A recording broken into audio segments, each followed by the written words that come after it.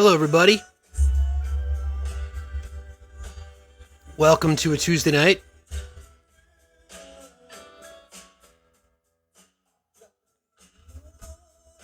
Before we get into our discussion that I've been looking forward to I wanted to call out the fact that today is World Autism Awareness Day, and April is Autism Awareness Month. This year's theme is empowering autistic voices.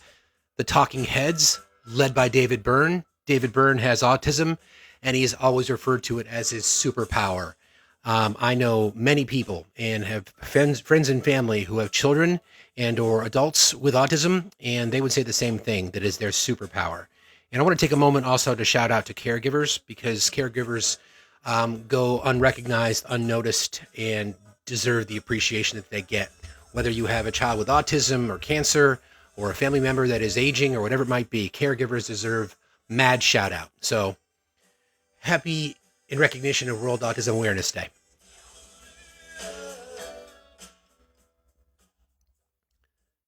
Thank you for allowing me to do that. Much appreciated. All right. We've got a lot to cover this evening. And before I get into that, let me just do a couple of quick things. You know me and trying to navigate this stuff. All right. I'm going to bring up a couple of our guests because they're the stars of the show this evening. I'm going to first bring up. Good evening, sir. Greetings and salutations. How are you? A little under the weather, but Oh, I'm sorry, man. yeah, Before we get into tonight's topic, as I mentioned, did a video on this earlier. We're going to be talking about gun violence in America and what we can do about it, and we're going to welcome our special guest in just a moment. I want to call out just a couple of things that I think need to be discussed. There was a decision made by the Florida Supreme Court. In 30 days, a 6-week abortion ban goes into effect in Florida. Now, women in the southeastern part of the United States, basically, it's become a wasteland for reproductive rights. If you look at the states around Florida, you've got Georgia, Mississippi, Alabama, Louisiana, Mississippi, Texas. Those are all highly restricted with very few exceptions. Um, I'm not going to say there's a silver lining to this, but the Supreme Court did vote in a 4-3 decision to allow the voters in Florida to make a decision come this November as to whether or not they want reproductive health care codified into their constitution. 7 other red states have tried that over the past couple of years since the Dobbs decision, and every single time the voters have said, we want our rights to our body. So we'll see how that goes. And then that got me thinking about Florida in general. Obama won Florida twice. Trump in 2016 won Florida by 1.5 points. He doubled that margin in 2020. Decisions like this, when you have such a galvanizing topic like reproductive rights on the ballot, I think you're going to start to see some decisions made by the Biden campaign, meaning that Florida could potentially be in play. Now, does that mean that they'll win it? I don't know. But it means that the Republicans are going to have to defend it. And they don't have the money to defend states that they thought were solidly in their corner. And they don't have enough money to spend on swing states. And now they might have to defend Florida. So that is a big deal. Again, all these little things that we talk about here and there, money changes everything, literally. And this is another example of that. So I just wanted to share that information because I think it's really, really, really important. We'll talk more about that as we go. But tonight's topic is something we've been wanting to do for a long time, and I want to welcome our special guest.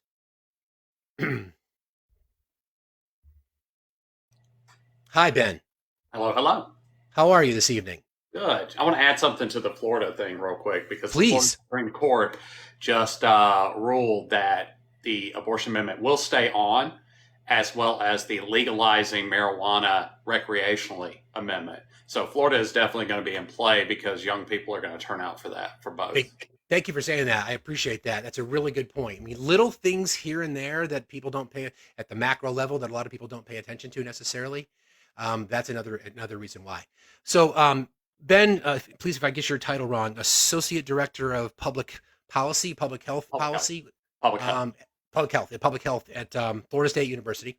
Mhm. And I did a video about this topic earlier, and I recognized you as an expert on topics like this, gun violence, gun epidemic, public safety, public health, things along those lines. So we're going to cover off on a lot of topics tonight, and I really, really appreciate you joining me. Before we get too deep into it, let me take care of some housekeeping notes. Please, everybody, tap and share the live. Would really appreciate to get as much traffic out there as possible. Would love to see us get our likes up to 25,000 as quickly as possible, because that seems to be the magic number for the algorithm. Um, we are going to be touching on a lot of sensitive topics tonight. I've got some data. Ben's an expert. Anthony's got questions. Anthony's got information behind him. We're going to be talking about a lot of things. So I would just ask people to be respectful of the conversation. I'm going to bring Nikki up in a second to go over some ground rules. If you like what we do, please gift our panelists. There's links in my bio to not only Cash App, Venmo, PayPal. Anthony has one as well. There's also a merch store. We are 6 subscribers short of 100. I appreciate all of my subscribers. Thank you all very, very much in advance. So I'm going to bring Nikki up real quick, and then we'll jump into our conversation. Nikki's one of our mods, Ben, and she goes over ground rules for our audience. Hi, Nikki. Hi, Ben. How are you? Hey, Nikki. Good to see you again. You too, love. Hi, Anthony. Tell your wife I said hi. Okay, everybody. This is going to be a really important live for everybody. It's going to be a lot of information, so please share it with everybody that you can, everybody that you think would benefit from it. Keep tapping the screen, please, and let's get up to 25,000 likes as fast as we can. Please don't type in caps in the chat. The caps are for the mods and I to talk back and forth to each other, and the way we talk to Anthony and Bax. It's the way that we can get their attention, and that just draws our attention to something else. There's absolutely no hate speech allowed. Any hate speech will be muted or booted from the live whatsoever. All the conversations that they're having, if they're bringing up guests, will be matching energies.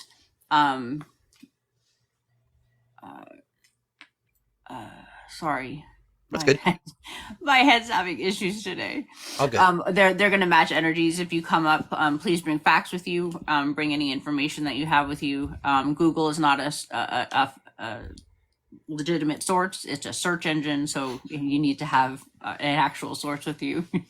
Any questions, please feel free to ask me or any of the mods that are down there. We have something next to our name, and we're more than happy to answer questions. If you have a question for Anthony, Ben, or Fax, let us know.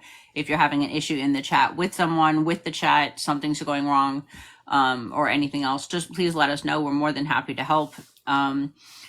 Please be respectful of anybody that comes up into the box, or anybody that's talking in the box. If you don't agree with them, that's okay. You don't have to. But what we do expect is for you to be respectful of the person up here. If you don't like what's being said, you do have the right to scroll out. And on that note, this will be oh, that's not a good word. This will be a drawing live, so there is a trigger warning. If this kind of thing is an issue for you, please feel free to scroll out. This is going to be some topics of conversation that might not be good for you to hear, and if that's not, then your mental health is worth more than just staying in the live. But thank you, Nikki. Just be an adult and enjoy and absorb all the stuff that Ben can give, because he's freaking brilliant. And a 10. Thank you, Nikki. Appreciate 6. that. He's a Thanks, 10. Nikki. Thank you all the mods in advance. It's going to be one of those evenings. Alabama. Thanks again, Nikki. I want to remind folks that we're going to try to cover off at this as objectively as possible. We're just going to talk statistics, data, and I want to have robust conversation. So Ben, if you don't mind, why don't we start with your background? Let's kind of level set there so people know who it is that they're speaking to, if you don't mind. Sure. Thank you. All right, so I'm Dr. Benjamin Downa Arrow. I am the Associate Director of the Public Health Program at Florida State University. I'm also the Director of the Bachelor's portion of that program. I am a medical sociologist by training. That's what my PhD is in. I am a assistant teaching professor here at Florida State, and I am one of the top gun scholars in sociology in the country. So there's only like 12 people in the entire field of sociology who study firearms. There is only one person who is more prolific on this topic than I am, and that's Dr. Jennifer Carlson, who's at the University of Arizona. So I am often interviewed. I'm often called upon by members of the press every time that there's an event that happens in this country, which happens far too often. And you can find me in the New York Times, the New York Post, the Washington Post, Fox News. Like I've done interviews with everybody except the BBC. So if the BBC is listening, please reach out to me because you're the last one to check off my bucket list. Beyond that, I also, have my channel on here where I talk about mostly guns, but also a lot of other sociological topics when I'm not doing clapbacks. So that's me. Got it. Thank you, brother. Appreciate that.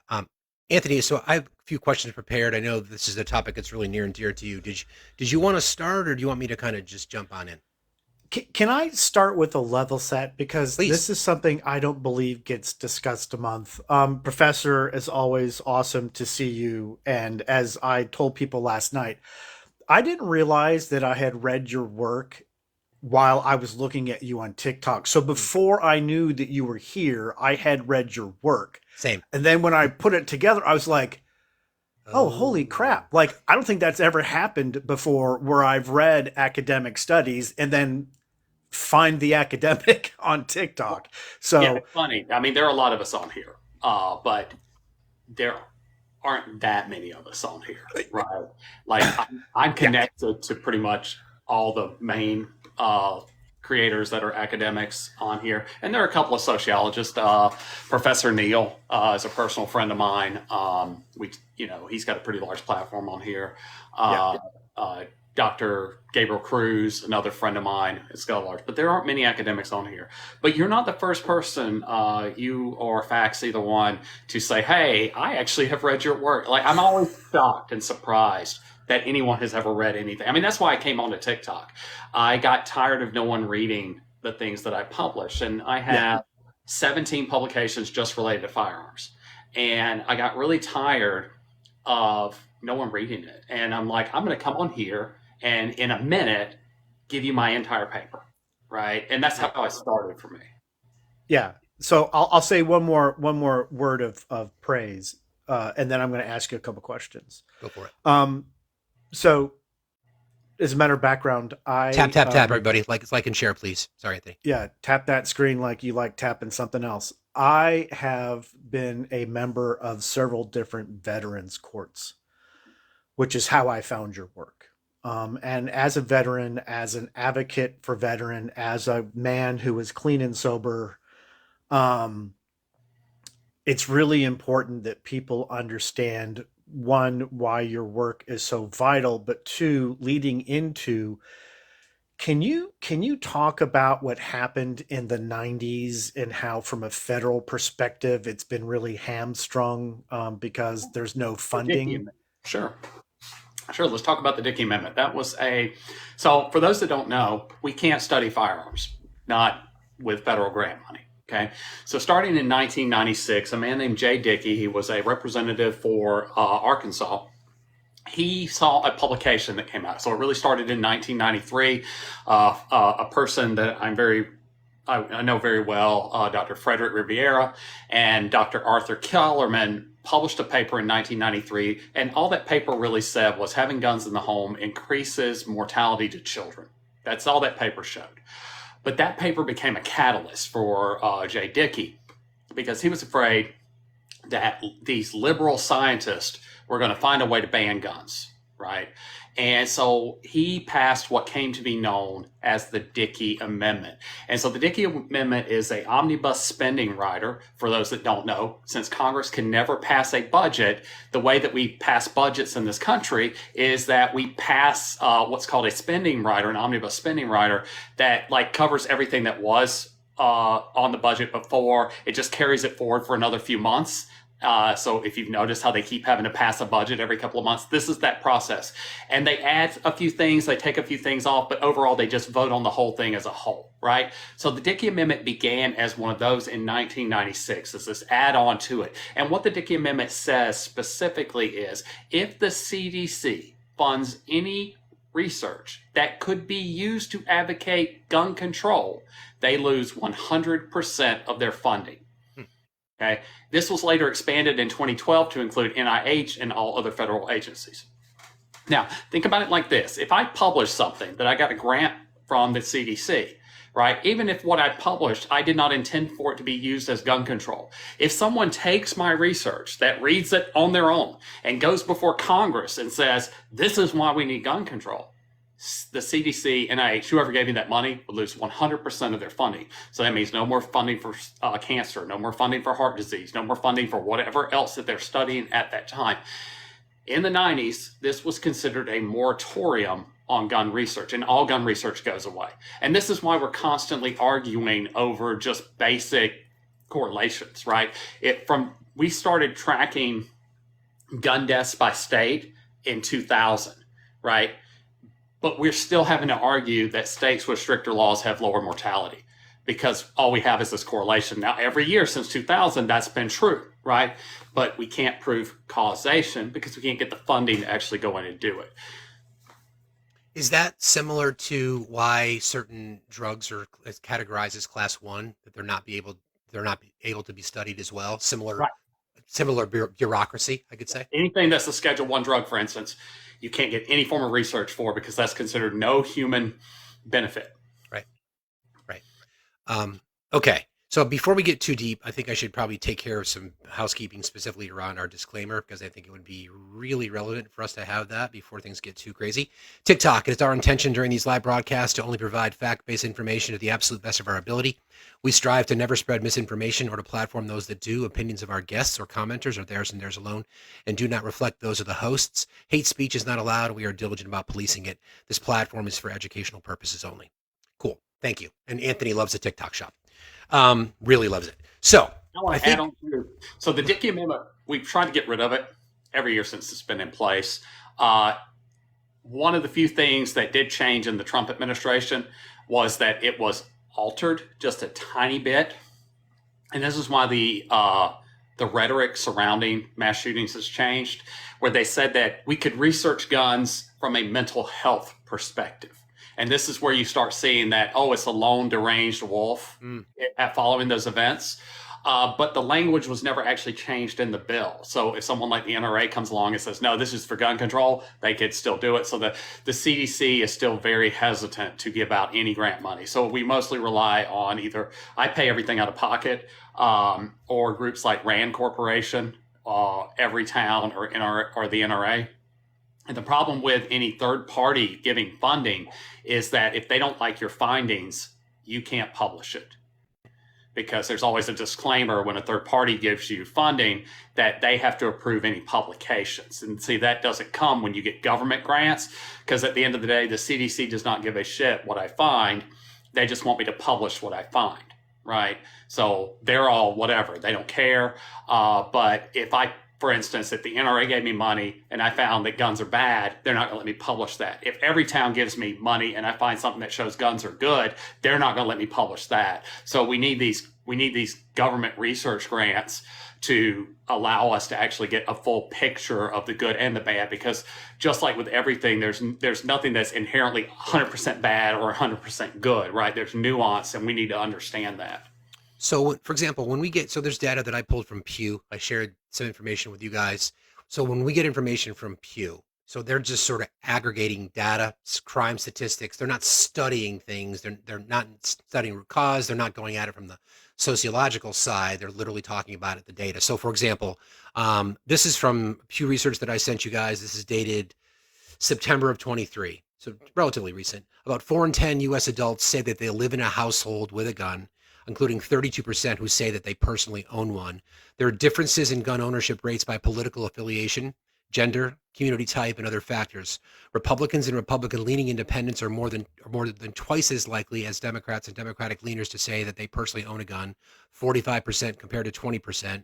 40% of men say they own compared to 25% of women. 47% of adults living in rural areas report personally owning a firearm, as do smaller shares of those who live in suburbs. The rural thing is interesting. Hunting, that's maybe a different conversation, but 38% of white Americans own a gun compared with smaller shares of Black Americans, 24%, Hispanic, 20%, and Asian, 10%. Does that align with what your data tells you? Anything sort of stick out there? We published a paper in 2021 looking at the pandemic to see how things changed with gun ownership. And yeah, it all aligns, and that data hasn't changed. Like they have that same study, they asked those same questions in 2017. The numbers are almost identical across the board. Adding to that, uh, like 1 in 5 women live in a house with a gun compared to 1 in 18 men, right? That they don't own, right? So more, when you look at the households with guns, the gun owner is going to be a man more than likely rather than the woman in that household. But yeah, Pew does a good job of aggregating. They do just surveys and ask, questions on these things.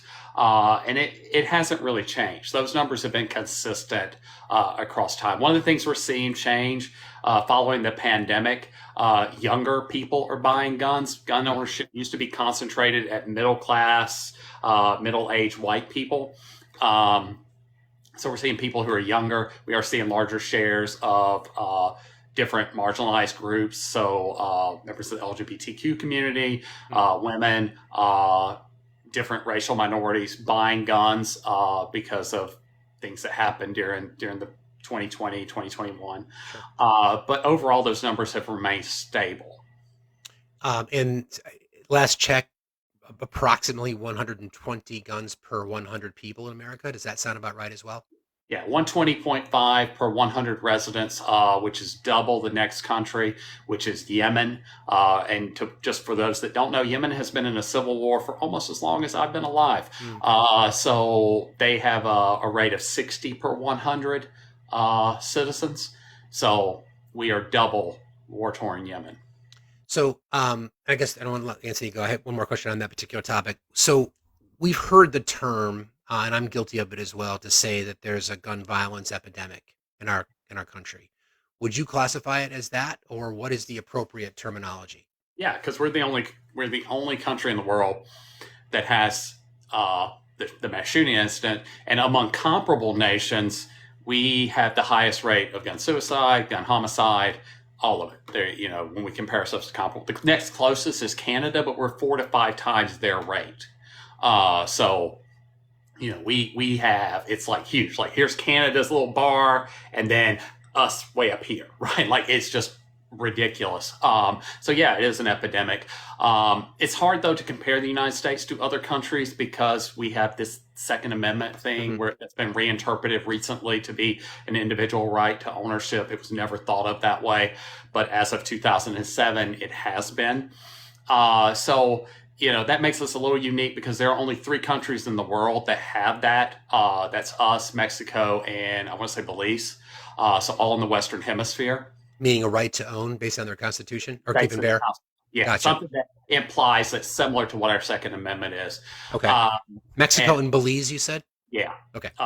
And so in Mexico, it's very similar to us in a lot of ways with gun violence. But it is hard to compare because while most countries allow people the right to own a gun, it is a legislative decision that could be limited, changed, or taken away. Whereas in this country, it's really hard because of the way that we've reinterpreted that Second Amendment.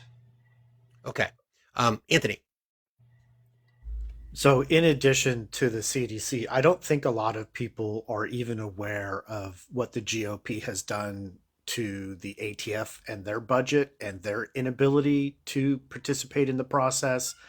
Not to mention the fact for, I don't know, what was it, 8 or 9 years, we didn't even have an actual leader of the ATF because they purposefully wouldn't allow someone to take that seat. And that in order for the ATF to look into gun violence prevention, you'd also have to study gun violence, right? And there appears to be a concerted effort over the last 20 plus years, or 40 years now, almost, to prevent that from happening, right? Whether it's coming from the NRA's lobbying efforts or this constant fear since Jimmy Carter was elected, in which supposedly they're coming to take your guns. Now, I've been waiting, and the mysterious somebody has not shown up. Here's the funny thing, right? Historically, it's conservatives that take away gun rights, like every time. So the most prominent 2 pieces of legislation in modern history were the Brady handgun bill and the semi-automatic weapons ban. One passed in 93, the other in 94, while Clinton was president. However, if you go back and you look at who the proponent was for that, it was one Ronald Reagan. So Ronald Reagan, when he first took office in March of 81, there was an assassination attempt on his life by William Hinckley. His press secretary, James Brady, was paralyzed in that event. So Reagan would go on a national tour from that day forward to try and add restrictions to gun ownership. And it would culminate with him and Sarah Brady writing the Brady handgun bill. And so in 91, Ronald Reagan wrote an op-ed to the New York Times that later he would open up to everyone else, called Why I Support the Brady Handgun Bill. He also wrote an open letter to Congress in 1994 on the semi-automatic weapons ban. And one of my favorite quotes out of that piece of document that he wrote is while we understand banning these weapons will not eliminate all crime, research has shown that by banning them dries up the supply and reduces the total crime by these types of guns. And so when both of those pieces of legislation went before Congress, they passed it. And when we asked them why, in retrospect, they all said because Ronald Reagan told us to. Right? They only supported it because of Reagan. But we blame Clinton because he was in office, right? The same thing like when Obama was in office, following every single event, whether it was, Sandy Hook, whatever, forward, Obama would come out and say, gun owners and non-gun owners need to come together. They need to have conversations to figure out how we can prevent these things from happening. Never once offered any kind of suggestion. Parkland happens while Trump is in office, and Trump is like, we should get rid of due process and just take guns from people until we determine whether or not they're safe. Right. He also passed the bump stock ban, right? So historically, it's always Republicans that take away the gun rights. Democrats are afraid to because they know there will be political consequences because the NRA has convinced people that they're the ones taking it away when it's always Republicans. That's a really good point there, because it seems like, well, any time there's conversations about, responsible legislation, universal background checks, whatever it might be, it's always reactionary. We see it all the time. An incident has to happen before once we get through the thoughts and prayers, it becomes reactionary. What are we going to do? In your work, have you ever seen conversations? I mean, we have so many mass on live events in our country that when is a good time to talk about it, I guess, is the question. Have you ever seen proactive, whether it be at the federal level or at the state level, that we don't hear about, where people are trying to engage across the party lines, that responsible legislation? Well, I mean, we did have the Better Safer Community Act in 2021. That was Marco Rubio, who was the primary author of that. My state senator actually did something. Yeah.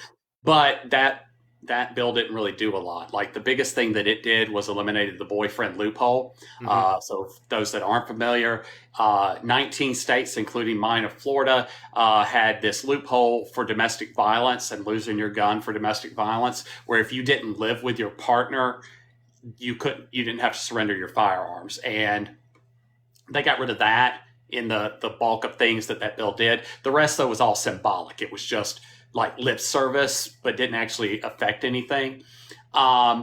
Most gun laws, though, are at the state level. Right. And some states have done much better with their laws and about being, across party lines. Massachusetts, Hawaii, New York. The problem is that now we have a federal government that's becoming kind of activist and reinterpreting. So they just got rid of the New York law on concealed carry that was passed by their legislature in the Supreme Court case Bruin. And that then, undermines just the strength of the laws. But it's also important to point out that because of the Dickey Amendment, it's impossible to know what laws work and which ones don't, right? There could be laws in place that all of the states that are good have in common, and it's that combination of laws that is actually the things reducing it, and all the others are just infringing rights. Mm-hmm. But we don't know because we can't actually research that. All we know is that states with strictest laws have fewer gun deaths across the board. They have fewer mass shootings, fewer homicides, fewer suicides, fewer accidental deaths. I'm glad you stated it that way, very very succinctly and directly, because that leads to so many questions that I have. Before I get too deep down that road, if we could go back historically, because Anthony and I have had good conversations about this, about people's misinterpretation of the Second Amendment, the creation of the Second Amendment, why it was established in the first place. Would you mind, from a 100,000 foot perspective, Ben, for the audience, as to your understanding of, or and obviously you've studied it, the creation of the Second Amendment. Yeah. Well, if you read James Madison's original version, um, he actually says that the right to bear arms shall not be infringed. But that's not what ours says. The founding fathers did not like it written that way. The founding fathers wanted a militia not to be infringed, and that's why that's the actual sentence, right? Everything between the commas is a dependent clause describing the militia. So the Second Amendment reads, a well-regulated militia, comma, being necessary to the security of the free state. That describes the militia, comma, the right of the people to keep and bear arms, comma. That also describes what the militia is, right? And in that case, the people refers to the state, because every time the founding fathers used the phrase the people, they were always referring to the state, shall not be infringed. So the sentence is, the well-regulated militia shall not be infringed. We also know that that's what it means because in Article 1 of the Constitution, and for just those who don't know, Article 1 is Congress. That's all the stuff for Congress. Article 1, Section 8, subsection 15 and 16 say Congress regulates the militia. Congress determines the arms that the militia has. Congress determines how long they're trained, and then Congress hands that over to the state. So, but in 2007, they reinterpreted it, right? Heller, like the Heller decision? Is that in the Heller decision? Yep. Yeah. In 1977, Chief Justice William Berger said that the idea that the Constitution grants a individual right to firearms is the greatest fraud perpetuated against the American people. In 2007, Antonin Scalia, though, said that the Constitution gives an individual right to a handgun. Okay, but he goes on to say that the Constitution only grants you the right to own guns that were in common use during the time of the founding fathers, which means he goes on to say that means all guns in the M16 family, which includes the AR-15, the M4, all of those, are not included, and you do not have a right to own them. And if that means you can't fight the government, too bad. That's his exact words in that finding. But he did change it to say you had the right by the Constitution to own a handgun. And that was a complete reinterpretation. It had never been interpreted that way for 200 years. In fact, if we go back in time and we look at different court cases over time, one of them was a case out of Louisiana. Now I'm blanking on the name. I'll think of it in a second. But like the case involved right after Reconstruction, this group like the Ku Klux Klan was going in and taking guns from Black Americans and disarming them. And it goes all the way to the Supreme Court. And during that hearing, the Supreme Court says that we don't regulate who has guns, so the state does. And since these people are elected officers of the state, if they want to take your guns away, that's up to the state. And they passed it back to Louisiana, and that case was upheld. Here in the state of Florida, the gun laws that were passed following slavery and Reconstruction. This was a case called Watson v. Stone. A man named Mose Watson was arrested for DUI. He had a handgun. Concealed and open carry were banned at the time in the state of Florida. He gets arrested, not for the DUI, but for having a concealed weapon. It goes all the way to the Florida Supreme Court, and the concurring opinion by Chief Justice Rivers Buford, he goes on to say the laws that are in place are only meant to affect, and this is not the word he used, but Black citizens, not white men, never been meant to be used that way. And so gun rights have historically always been the state's decision to determine. And that's how the Supreme Court has always viewed it. It's the state, and the state determines, all the things about the militia. And if, however you want to do that, that's always been a state. So I'm glad you brought it up that way, because we've talked about this, and the part of the misinformation that we're trying to push back on. And thank you for that breakdown. I think we know connections to our history. That's the slave owners were afraid of a rebellion, and part of their asking permission or to be included in that militia, as you described it. Is that factual? Is that sort of misinformation? Because I've heard it both ways described. I do know that there's a connection to slave owners wanting to possess firearms under the Yeah, protection of the federal well, government. that's why the Second Amendment got written. Right. It was Virginia, right? The same state responsible for the Three-Fifths Compromise. Right. Virginia was afraid of a standing army because they were afraid that someone might come in and say, we can't have slavery in this country anymore. And so Virginia was the biggest proponent for state-run militias to work as slave patrols, to go pick up runaway slaves. And they didn't want any federal government to come in and take that away. So that's where the Second Amendment actually comes from. There was never this idea that you could fight the government. In fact, George Washington during the Revolutionary War, in every letter he wrote, called the militia cowards. He said if they could get 2 shots off before they broke ranks and ran, he would consider them a success. Right? And that's why we got an army. That was the only reason we were given an army by the Continental Congress, because he kept complaining, showing just how poor the militia were. He called them losers. He called them cowards. He just did not like them at all. And George Washington was also the biggest proponent to having a standing army when we formed a country. He lost that argument. Right. But he was pushing for that because he hated the idea of militia. Anthony, you have a question? Because I've got 1,000. Yeah, I just want to touch on that. The irony of George Washington is, and Professor already knows this, and yes, I am formal that way because we're not hanging out. So I'll go going to doctor. default to your title. You earned that PhD, which existed before an MD, and you get to be respected on this level.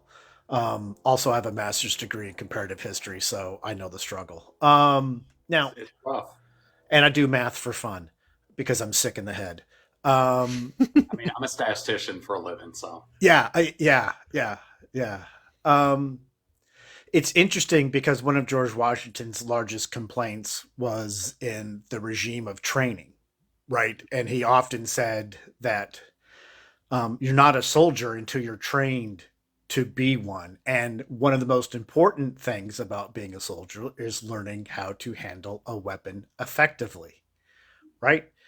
And that's one of the reasons why he disliked these country bumpkins that, wanted to be a part of something. And what does that remind you of today? For me, it's the MEAL Team 6 group, right? These guys that I need my AR-15 so I can go hog hunting. Bro, no, you don't. if you're that bad a shot, just say it. Just come Right. out and say Agreed. Right. That's right. Right. That's all that tells me. Right. Now, my favorite of the Gravy Seals talking about how they're going to take on the government. And my response is always, how are you going to fight a drone? The minimum operating distance of a drone is at 3,000 feet, the ceiling. An AR-15 has a maximum range of about 1,500 feet. Right. Double the range that drone. The drone also moves so fast that you have to track it 8 football fields ahead and know where it's going to be to even hit it. Right. So the government doesn't even have to send anybody; they can just send a drone, right? You're not gonna stop that. Right. Yeah. We talk about that all the time. Yeah. I always just ask guys, I'm like, what are you gonna do when the drone comes, bro? Because you're not that good of a shot. Nobody is. The math is too complicated, first of all, right? And most people can't do trig in their head like that, or trigonometry, period, for that matter. One of the things I wanted to touch on that I think is really super important is, we've kind of touched on the racist aspects, right? And for those of us who have read more than a comic book, we know that the United States judicial system and legal system was based on institutionalized and legalized racism for the most part, right? There are some exceptions, but what strikes me as interesting, right, is when you look at the states that have the most gun violence, and then you hear this narrative about the inner city, right, which of course is a racist dog whistle because it's densely populated metropolitan areas in which white flight took place. White people were allowed to move to the suburbs, and because of redlining, other people were not So they were left in these densely populated metropolitan areas, which one, are consistently over policed. Two, the education systems are always underfunded. And three, there's no economic ladder for them to climb up upon to get out of, because they can't even, at that time, especially in the 50s, couldn't get a mortgage, right? Even when coming back from World War II. So I find it interesting that if I looked at the statistic right, keep me honest because I know you know, right? So Mississippi has 33.1 per more 100,000. gun unalivings per 100,000 residents than any other state, 33.1. right? Now, here's what's ironic. Mississippi is a population of approximately 2.9 million people. I live in Los Angeles County. We fart more than 2.9 million people on the California has a rate of 405. 9 per 100,000. Huh? California has a rate of 9 per 100,000. Right. And this is where I'm going with this, right? Now, one could argue that California has more densely populated metropolitan areas than probably just about anywhere outside of, say, Texas or New York, right? And I think we even beat them just because we've got a little more space, New right? York's 5.4. Yeah. Now, how is it that a state with less than 3,000 people, that is red as red can get, never seems to be called out for their gun violence? Small town politics. So let's talk about it. So first of all, the rural red South is where almost all gun deaths are concentrated. Alabama, Mississippi are always at the top. The other three in the top five rotate between like Missouri, Louisiana, Alaska, Arkansas. It's those are the top offenders. I can't remember the top five. I know Mississippi's 33.1 per 100,000 though. They are the worst. And they have no large cities. They have Jackson. There's 50,000 people in Jackson. So you have no large cities. But if you take Jackson out, that rate jumps up to almost 60 per 100,000. Right? Jackson actually makes Mississippi safer. Having that blue city actually makes it safer. But you compare that to blue states. New York, 5.4. New Jersey, 5.2. Massachusetts, 3.8. Hawaii, 4.1. Right? And you can say, well, those are all over the place. Let's look in the same area. Vermont and Maine have constitutional carry. They are 3 to 4 times the rate of New York, New Jersey, and Massachusetts.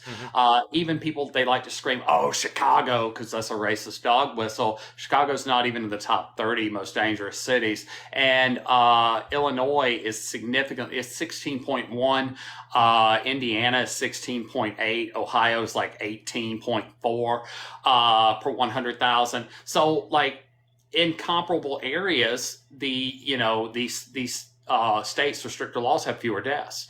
And they have fewer mass shootings, fewer suicides with gun, fewer homicide by gun, and fewer accidental shootings. It's small town politics, though. That's really where it comes down to. So if you think about it like this, if you live in a large city like New York, what are the odds you know your neighbors?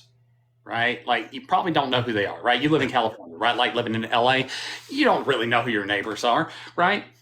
When you're in a small town, though, you do, right? You have to, because the small town has to rely on each other.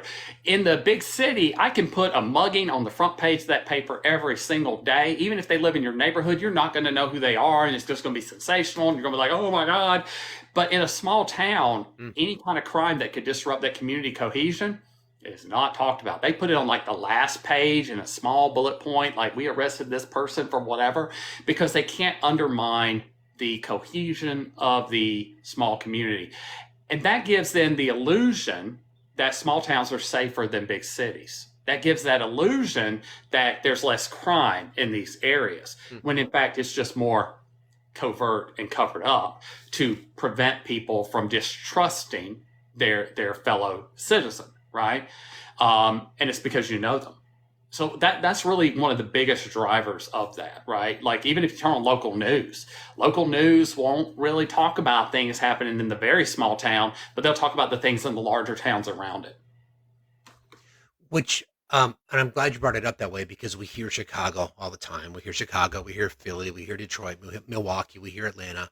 And Um, Detroit is in the top five. yeah, Detroit and yeah, Baltimore are the only two what we would call blue cities sure, that in the top five. But the number one is St. Louis, Missouri, right. followed by New Orleans. So one of the arguments that we hear from the right often is that it's the blue cities in the red states. So Yeah. I know that there There's are actually a certain, study. yeah, There's a study that just came out last year. So a study came out that actually showed that if you remove blue cities from the states, the blue states get better and the red states get worse. hmm. So it's Can you say that shown. again for the people in the back, please? Yeah, yeah, like there's a study that came out that looked at gun crime and looked at deaths, and they found that removing blue cities from states makes the blue states even better and makes the red states worse. Interesting. Right. That's why I was saying like Mississippi goes from 33.1 to almost 60. I think it's 57.4 if I remember the calculation. So the blue cities actually drive it down in those red areas. But like if you compare, like even Florida, I think we're 14.7, which is almost triple New York, Hmm. right? So we have Miami, we have Jackson. Jacksonville is the worst in our state, right? Um, yeah, Again, back to Chicago. So we know that Chicago is the brunt of a lot of these conversations. It's kind of the fallback with people that we debate. That's always the city that they go to. yeah, And the we try to racist stuff. remind folks, yeah, again, yep. But the states around have very weak gun laws. So the conversation that I try to drive the conversation towards is, universal system that would sort of almost balance things out a bit. Because if the laws were the same in Indiana that they were in Illinois, I don't know if that would make the impact, but I think that the challenge that we're trying to educate people on is, as you've clearly laid out, because the law, your rights to keep and bear are given to you by your state and not by the government. And we often see conservative politics tend to want states' rights. So in this case, it kind of works against their narrative. When you have a state like Indiana or other surrounding states around Illinois that have very weak gun laws, and a state like Chicago or a city like Chicago in Illinois that has stronger gun laws, there's a thing called interstate travel that allows people to move products and weapons and ammunition back and forth. So what's And the we can what's see the that not just so, like I just mentioned, Indiana is yeah, significantly higher than Illinois. Ohio is significantly higher than Illinois, but we see that in other areas too. Mexico, there's a lot of guns being run across the border from the United States into Mexico, right? They come here to buy guns because guns are so easy to get right. and then bring them back to commit crimes in Mexico. Same thing happens at the Canadian border where guns are being sold from here and taken over into Canada, right? Yeah, Because it's just so easy to get guns in America that, especially at like gun shows and things like that, yeah. that the criminals go to wherever there's less laws, where they're less likely to be harassed by any hangups, buy the guns, and then go back to areas and sell them. On that topic, back to this Pew data that I was pulling up earlier, said Americans increasingly say that gun violence is a major problem. So 6 in 10, again, this is of September of 23, so just last year, 6 in 10 U.S. adults say gun violence is a very big problem in the country today, up 9 percentage points from spring in 2022. Um, in that survey conducted in June, 23% say gun violence is a moderately big problem. About 2 in 10 say it's either a small problem or not a problem at all. Also, to your point, a majority of Americans, 61%, say that it's too easy to legally obtain a gun in this country. Another 30% say the ease of legally obtaining is about right, and 9% say it's too hard. Non-gun owners are nearly twice as likely as gun owners to say it's too easy to legally obtain a gun, 73 versus 38%. Meanwhile, gun owners are more than twice as likely as non-owners to say the ease of obtaining a gun is about right. So again, your affinity towards firearms obviously influences your opinions, but the majority of Americans, 61%, say that it's too easy, and also the majority of Americans say that gun violence is a problem in our country.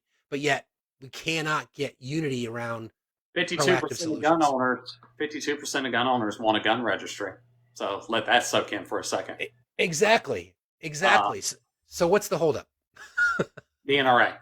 Yeah. So for instance, 87% of Republicans, 88% of Democrats say if you're on the terrorist no-fly list, you should not be able to buy a gun. I think the vast majority of us, except for the crazies down in the chat, would agree that that is a reasonable. That's a reasonable law, right? I got to take my damn shoes off to fly, right? Because someone tried to put an explosive device in their shoe. I have to take my shoes off every time I fly. You can be without a firearm until you get yourself off that list, as far as Right. I'm concerned, right? The NRA argues that that is an infringement, that people might have been there by accident. And so Congress won't pass that law, even though 87% of Republicans and 88% of Democrats agree that that should be a law, that that should be passed. They don't do pre-check around here. Like I have to drive all the way to Tampa, which is a 4-hour drive, or go to Atlanta because I live in Tallahassee. So there's no real airport here. Where have you seen movement? Because we talk about solutions. I don't want to jump ahead because there's more data points, but we might as well kind of dip our toe into it now. When we see stats like you're talking about, when you get 87% of Republicans and 88% of Democrats agreeing on anything is like it's like Earth 2. So when we have There's actually a lot of overlap in things that they agree on. The things they don't agree on, it's easier to actually point out the things where there is disagreement, right? cool, Most people on the right will not agree with any kind of a ban, right? They're not going to be in favor of banning, say, the AR-15 or banning semi-automatic weapons or things like that.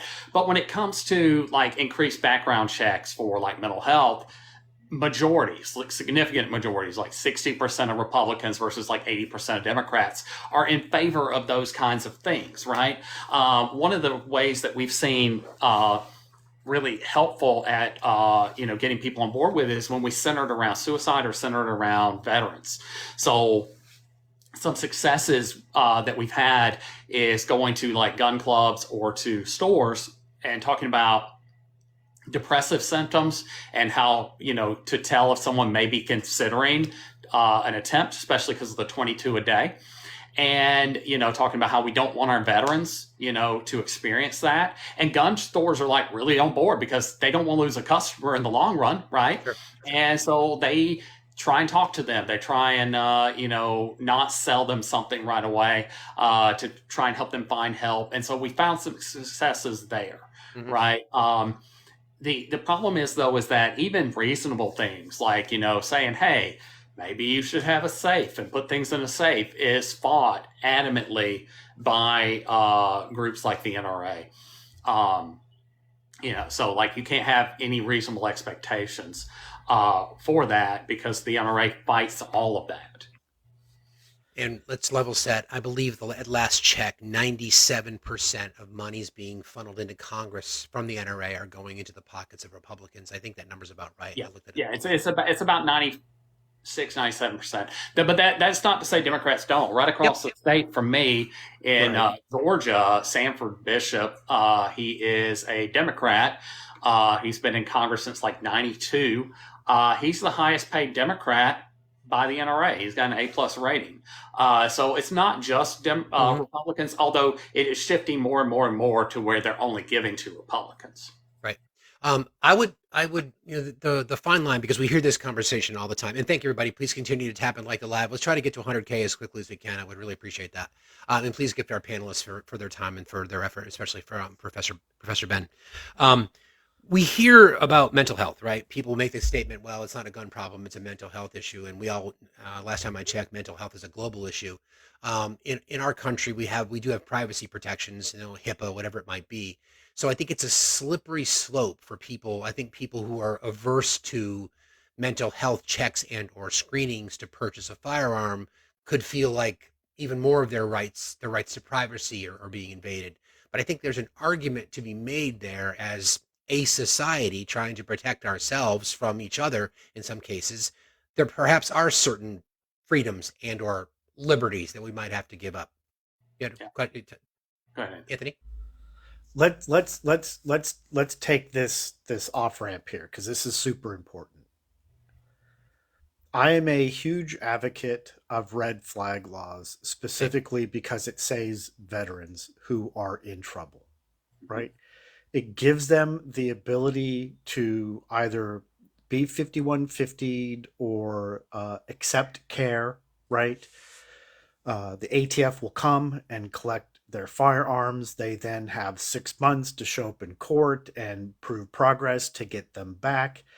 But more importantly, they won't be able to do harm to themselves or others. And what I'm trying to figure out here is we have this political party that constantly uses us as props and pawns. Yeah. But we have two states in the United States that have anti red flag laws. And those two states, the congresspersons and the senators from those two states are constantly chirping on their respective floors about the Second Amendment and gun rights. And it's a mental health problem. Well, now time out, because that's the entire point of a red flag law. And most important, in the state of California, when you want to purchase a pew pew, there's a form you have to fill out, and it specifically asks if you've ever been 5150, when it was, how was it adjudicated, et cetera, et cetera, et cetera, et cetera, right? There's nothing wrong with asking that question.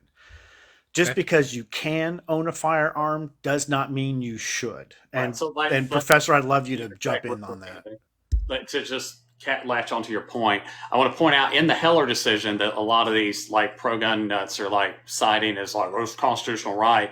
The Heller decision flat out says that nothing said in this decision should imply that we are saying that the long-standing history since the founding of this nation to deny those with mental illness from having a gun is being changed.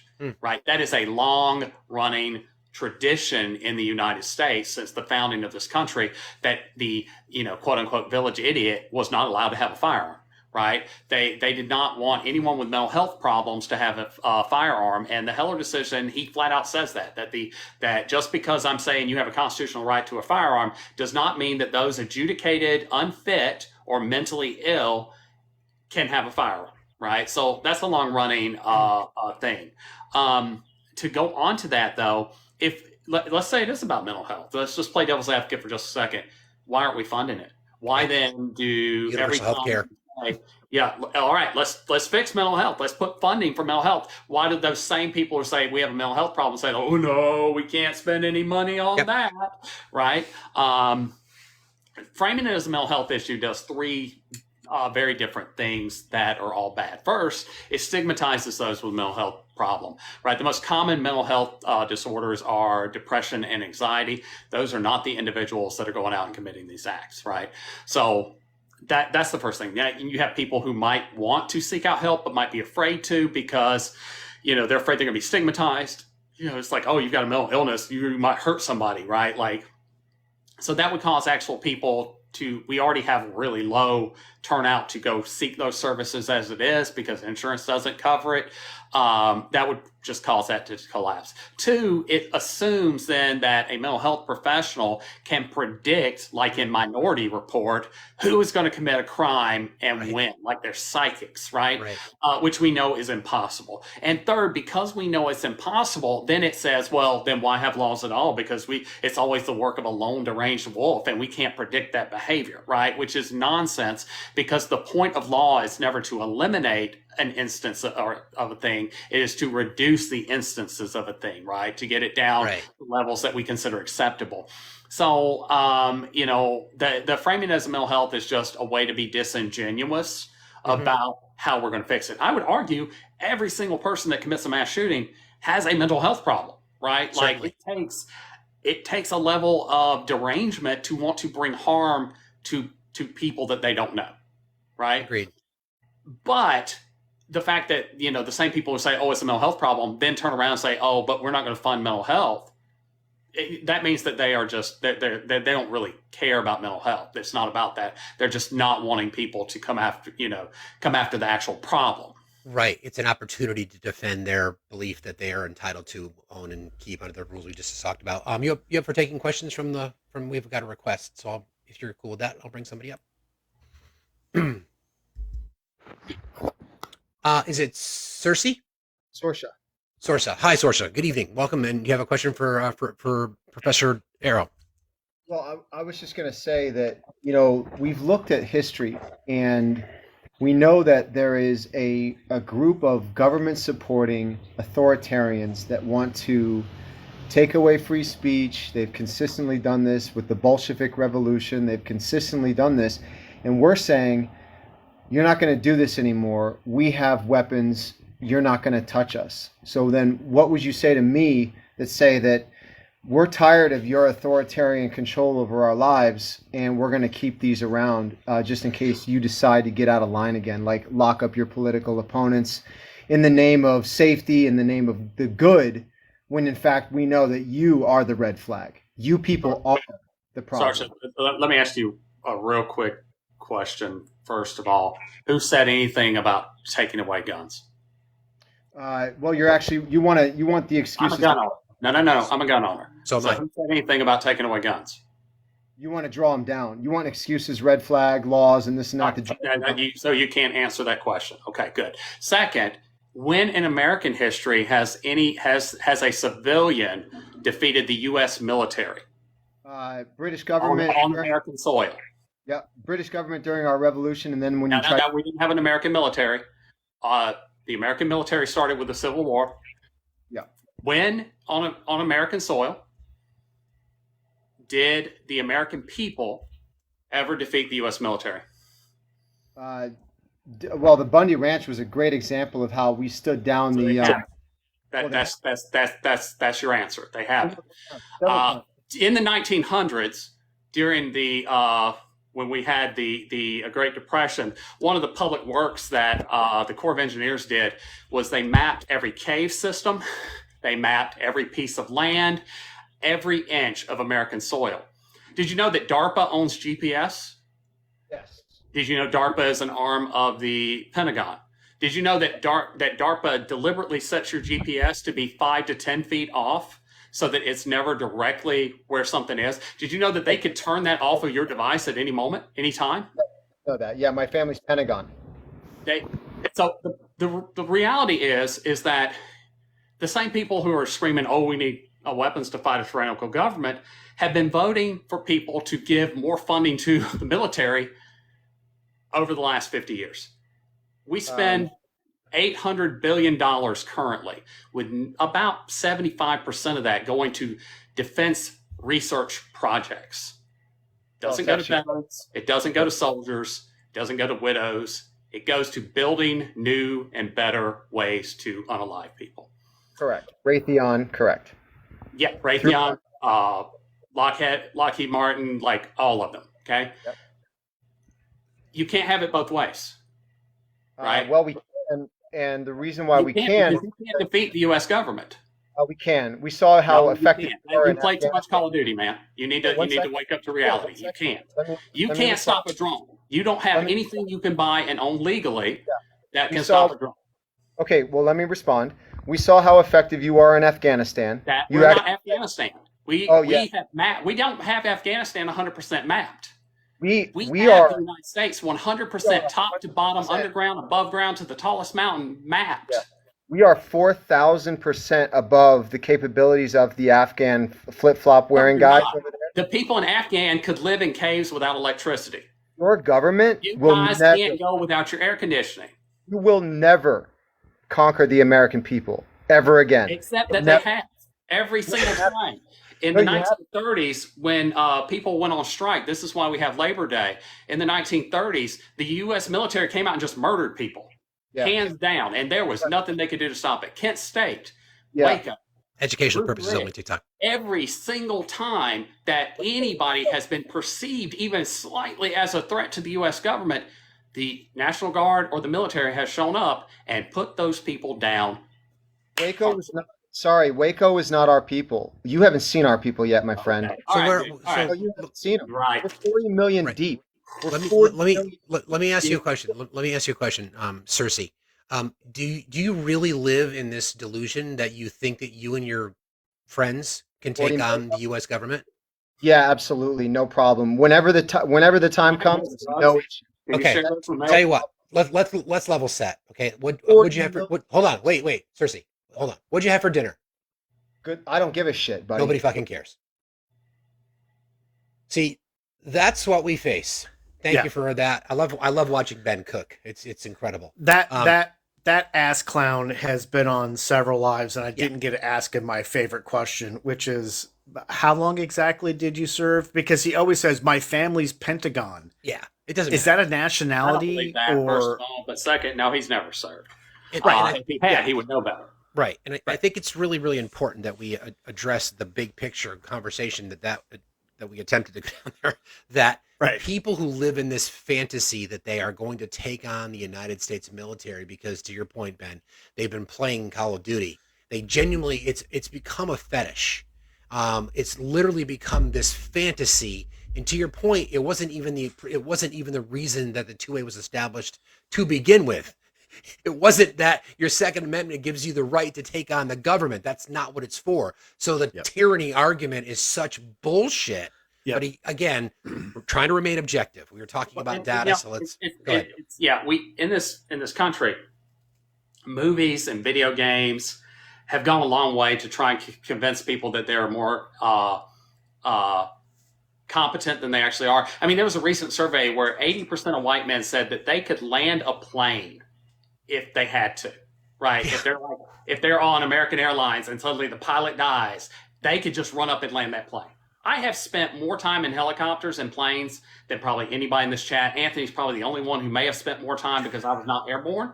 But I spent more time in the helicopters. I was up front next to the pilot. I had no clue how to fly that thing, and I would just tell people to pray because we're going to die, right? I have watched them. I have sat beside them, and no, but because of movies, because of video games, like I got $500 in Microsoft Flight Simulator, I could land this plane, right? They think they're more competent than they actually are, and it's kind of scary. A part of me wishes I had those kind of delusions because it seems like a simpler life. But at the same time, it's kind of scary that they still have those fantasy daydreams as adults. Yeah, 100%. I mean, could I land a prop plane with instruction from a tower? Confident I could do that, right? Like a very small, I could not. single prop plane. Now, the only reason why I know that I can is because I understand mechanics and mathematics. I would Tom Cruise it and hang out the door until we're about to hit the ground and then jump off and hope for the best. Yeah, I was hoping you were gonna go with the Patrick Swayze movie. What was that? Where he was an FBI agent and a surfer? Point Break. Point Break. Okay, yeah, just to, like Red Dawn and Rambo, Yeah, right. and Die Hard, and all these movies that show the sole American or whatever who can take on the entire army by themselves, and then they play these video games like Call of Duty, but that's not reality, right? Right.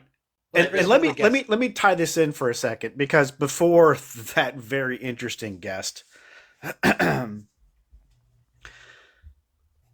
we know that the GOP specifically as a political party is hell-bent on proving government doesn't work by breaking government. So it could turn around and say, like, see, it didn't work. Doesn't work. In the exact same manner that all of the people that did not vote for the infrastructure bill now have all these glassy PDFs that they're putting out, right?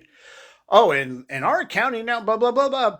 Nowhere in there does it say, I voted no. This is how you know that everybody in the GOP is basically bullshit. They don't like veterans. They don't like people of color. They don't like poor. They don't like people like me who are on the spectrum because we fucking freak them out, right? They don't like anybody that doesn't have money to fund their vacations like the Supreme Court gets funded to go on vacation, right? This is what it's all about. And this is where facts, I made you laugh the other night. The GOP is a guy clinging to your leg, literally pissing on your leg and swearing to God, the almighty Trump, that it's raining outside, right? Let's bring up other guests while we've got some in the box. Let's do it. These conversations are important. So thank you again, Doctor. Appreciate you. Good evening, Michael. How are you? I am well, thank you. How are you guys doing? Doing fine, thanks. You have questions? Actually, it was what Ben was talking about. By the way, hi Ben. Hey, Um, hi, Michael. it was what Ben was talking about as far as like video games and Hollywood movies. And since you guys all have hair that is fairly similar to mine, I'm thinking that you grew up with some of the same stuff. And if you look back on your childhood, you know, when was there a show on television that didn't glorify violence, especially Mm, with all sorts of different weapons? But think about the rifleman, Gunsmoke, right?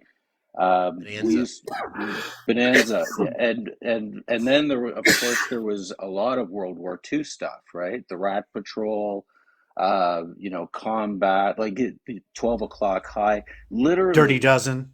the Mm, Dirty Dozen. Yeah, literally, our childhoods were started with war movies and obviously cowboy and Indian movies, right? Like it has been pervasive for all of us.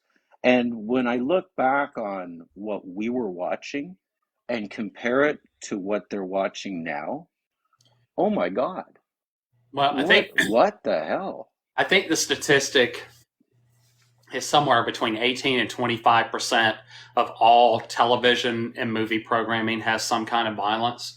But going back to what you were saying about like, you know, the Western genre, I mean, there was a period in history where they were making 500 to 600 Western films a year that were coming out and hitting theaters. Could you imagine in today's world if there were 500 new Avengers films? Like, and people went to see them. They were like, I mean, I would love that, but yeah, the quality would be bad, right? right. But like, could you imagine, like, and they were all blockbusters, right? They sold out.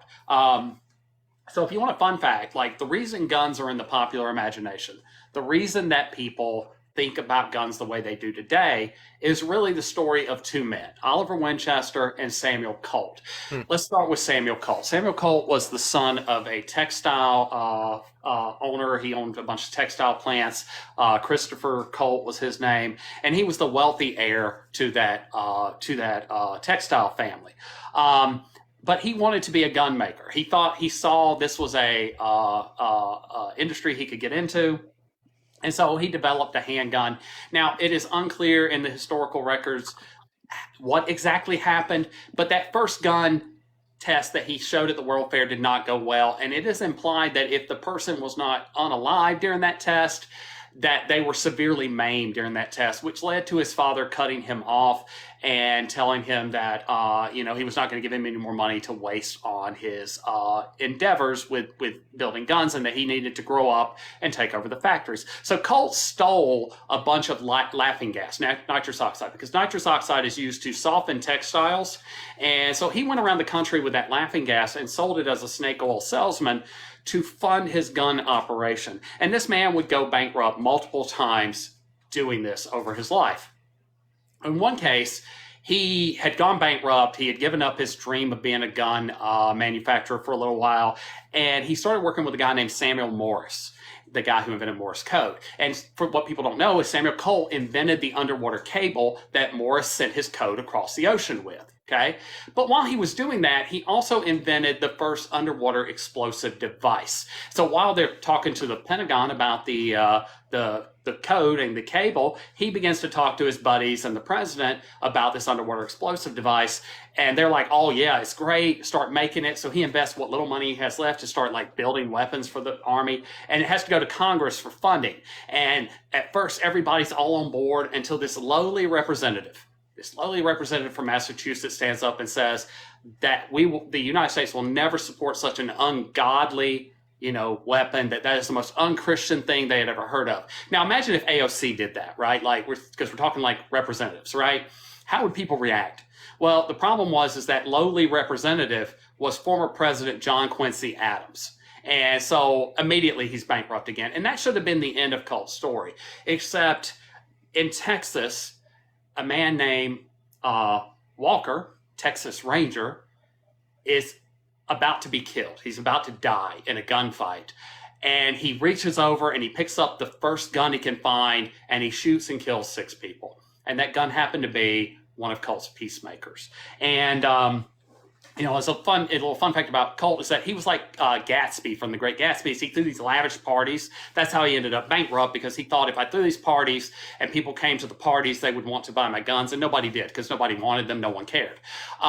So he would always lose all his money trying to throw these parties.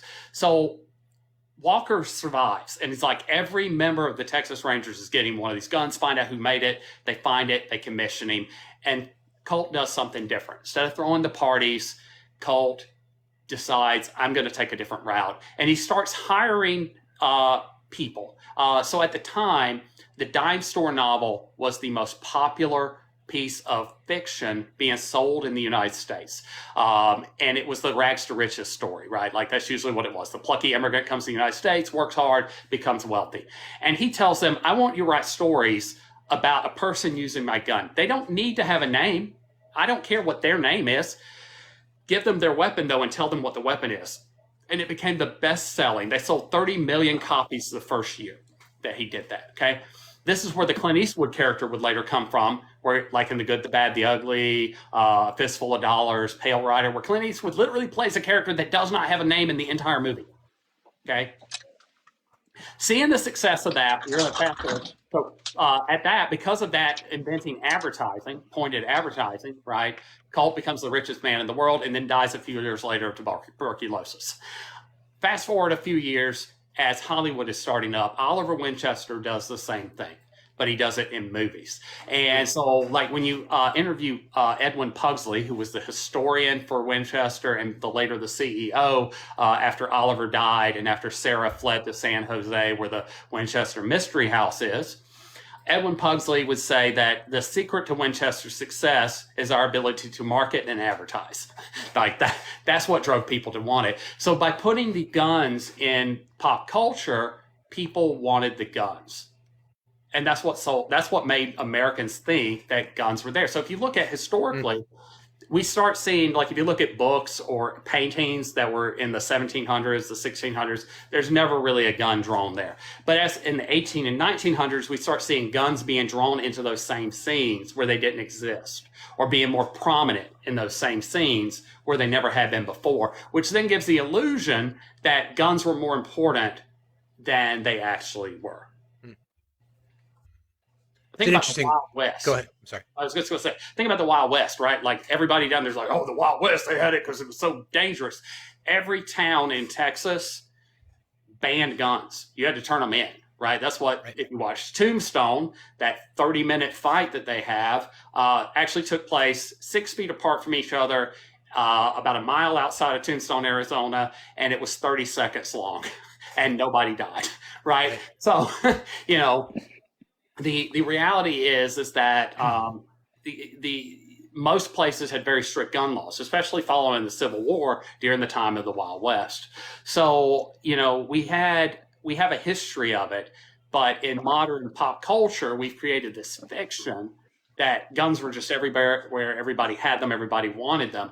When Colt first unveiled his 6-shooter. Which, to be clear, he did not invent, he just improved. He created the removable cylinder. When he unveiled that at the World's Fair, people thought it was a cool toy. That was exactly what they said. They're like, oh, this is really cool. There's no reason for anybody to ever own this thing. And so that's why that was the first time he went bankrupt. It's fascinating, that connection there. Michael, did you have another question? No, I'm just enjoying my lesson. Thank you, Bren. That was awesome. No, I just thought I came up because of the correlation between what I grew up with and what they're growing up with now, and the obvious problems that this has created. Anyway, on that note, I'll let you guys get back to it and have a safe night. Appreciate you, Michael. Thanks for having me. See you later. I think it's a fair conversation, but society has to evolve. Sure, there are things that are social media can influence, sure, but it influences all of us. But yet, there's a relatively small population of the people that commit these heinous acts. So there's something connected to that. Like we talked about earlier, I don't like using mental health as, again, it becomes a fascistic approach to scapegoating others when you identify somebody as the enemy. It's the people with mental health. It's the brown people. It's the black people. They're the enemies. and that is just what we're trying to avoid. If we can, I want to pivot a little bit because a conversation we were having last night about, you mentioned the Wild West, that came up out of nowhere last night. Anthony knows what I'm talking about. Um, so we know our criminal justice system is certainly slanted against persons of color in our country, where you look at incarceration rates based on crime rates, and the numbers are way out of whack. And the conversation last night was about the inner city. Conversation came up last night about crimes being committed in the inner city, and one of our guests mentioned arrests versus convictions. So, do you have any data around that, or what's the best way I to? don't have it off the top. I don't know the stats 100% off the top of my head, but I can tell you that yes. I mean, if you go back and you look at arrests versus conviction and even overturned convictions, right, as data comes out, that there's definitely a racial drive. Like if you look at stop and frisk, for instance, in New York, while that was in place, when the data was actually released, what they found is like they very rarely stopped anyone who looked like me, but 90% of the time when they stopped someone who looked like me, they had some kind of contraband. Whereas on the other side of that scale, when they stopped black and brown people, they didn't find things very often, right? But they still overly policed and stopped people who did not look like me, despite it was always the people who like me that had weapons or drugs or whatever, right? And we see that across the board. We also see that, like, if I were to get pulled over and they were to find like marijuana or something in my car, they would probably write me down a lesser charge, right? Are they going to give that same leniency to someone else, right? So, like, if we look at data that says like rates of drug use, for instance, right? Because most people in prison are for non-violent drug offenses. If we look at the people who use the drugs, white people, with the exception of crack cocaine, emit way significantly using all drugs more than any other group. But then when we look at convictions, it's flipped, right? So we know that police over police populations of color, right? They're it's disproportionate. It's about, I want to say, so black Americans make up like 13-14% of the population, but they're arrested at 26% for crime, right? So that's double, right? Whereas whites alone, non-Hispanic whites, make up about 55%, but only arrested for 42% of crime, which means that they're underrepresented, right? If things were equal and across the board, then you would expect proportions similar to what's actually in the general population, and that's just not what it is. But it's also important to point out that crime is a matter of opportunity and poverty, right? So, like, my favorite racist argument is when they say black on black crime, because that doesn't exist. It's just crime. The majority of crime is always going to be on people who live in your neighborhood, right? So it's like 88% of white people are victimized by another white person, right? And same with Hispanics and with Asians and with Black Americans. There are always going to be higher percentages that are victimized by the groups that live around them. So, it's mostly a mechanism of opportunity and a mechanism of poverty, because poverty is one of those big indicators of crime.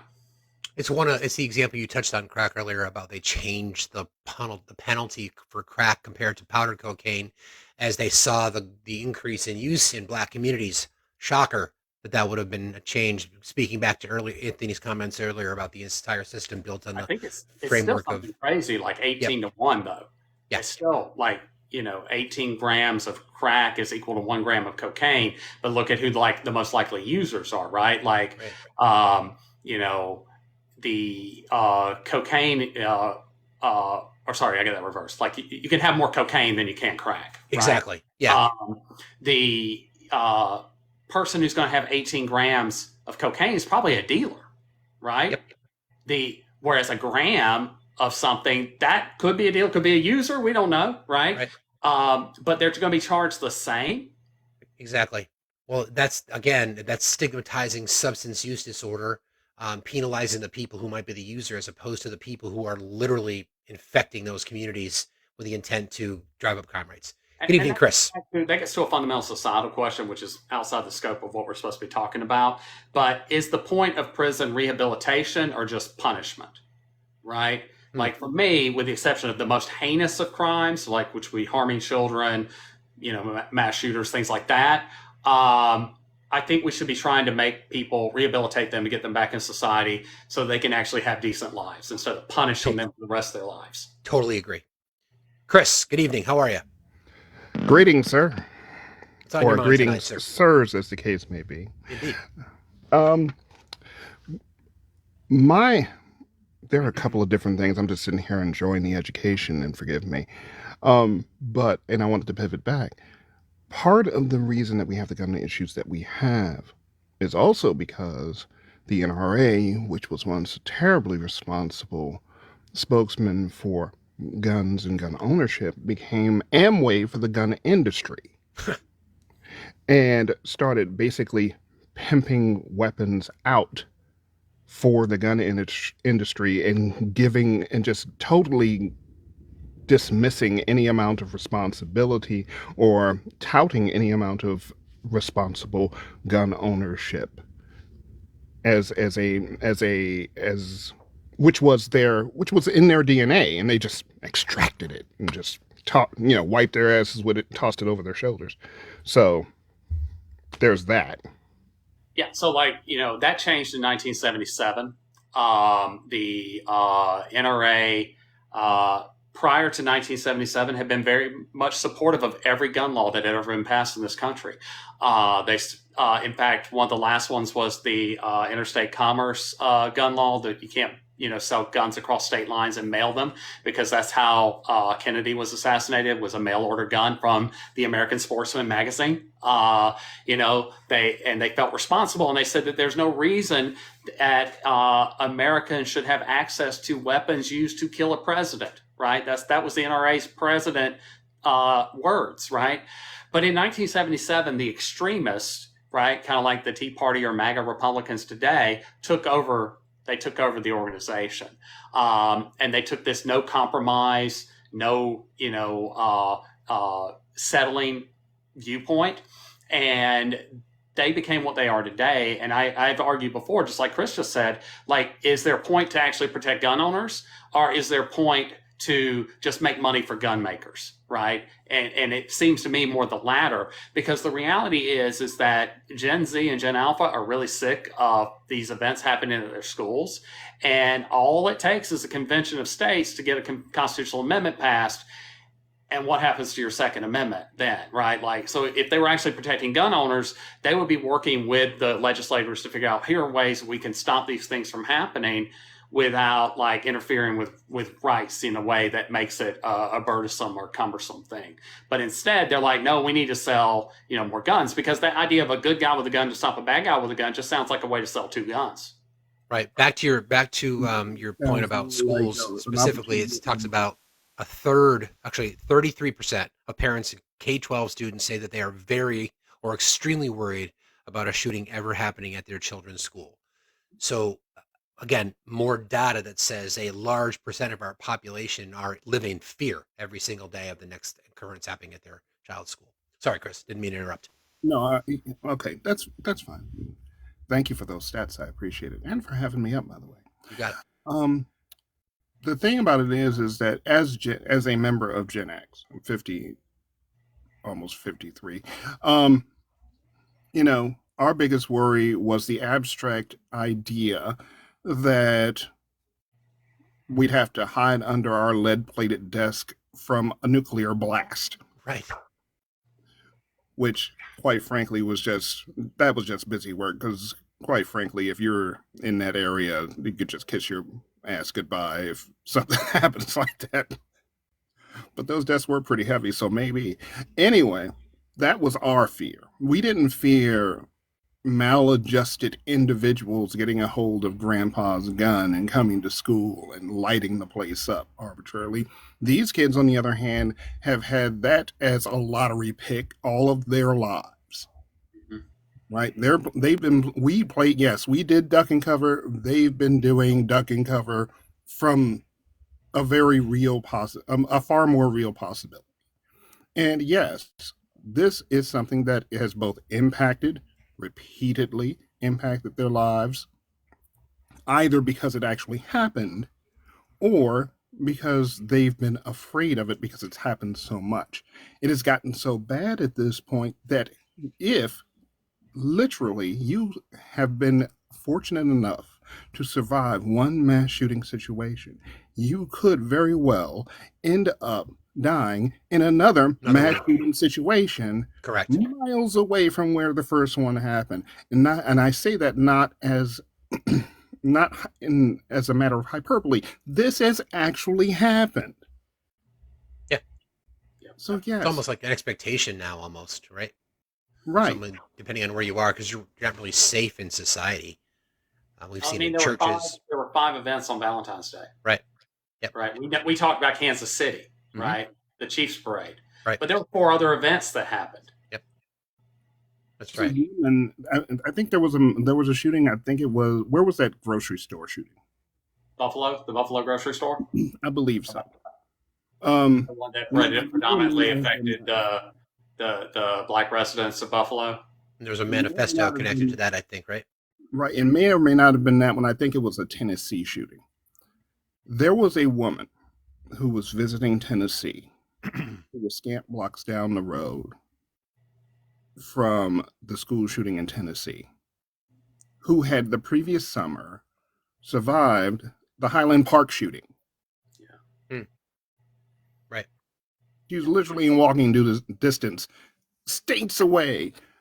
Well, like we have Parkland, and then the March for Our Lives came from Parkland, and they were in D.C. To protest, gun violence and the fact that nothing's been, done on the anniversary of Parkland because it happened on Valentine's Day, and there were 2 events in Washington D.C. while they were there protesting. So, it's almost absurd to this point,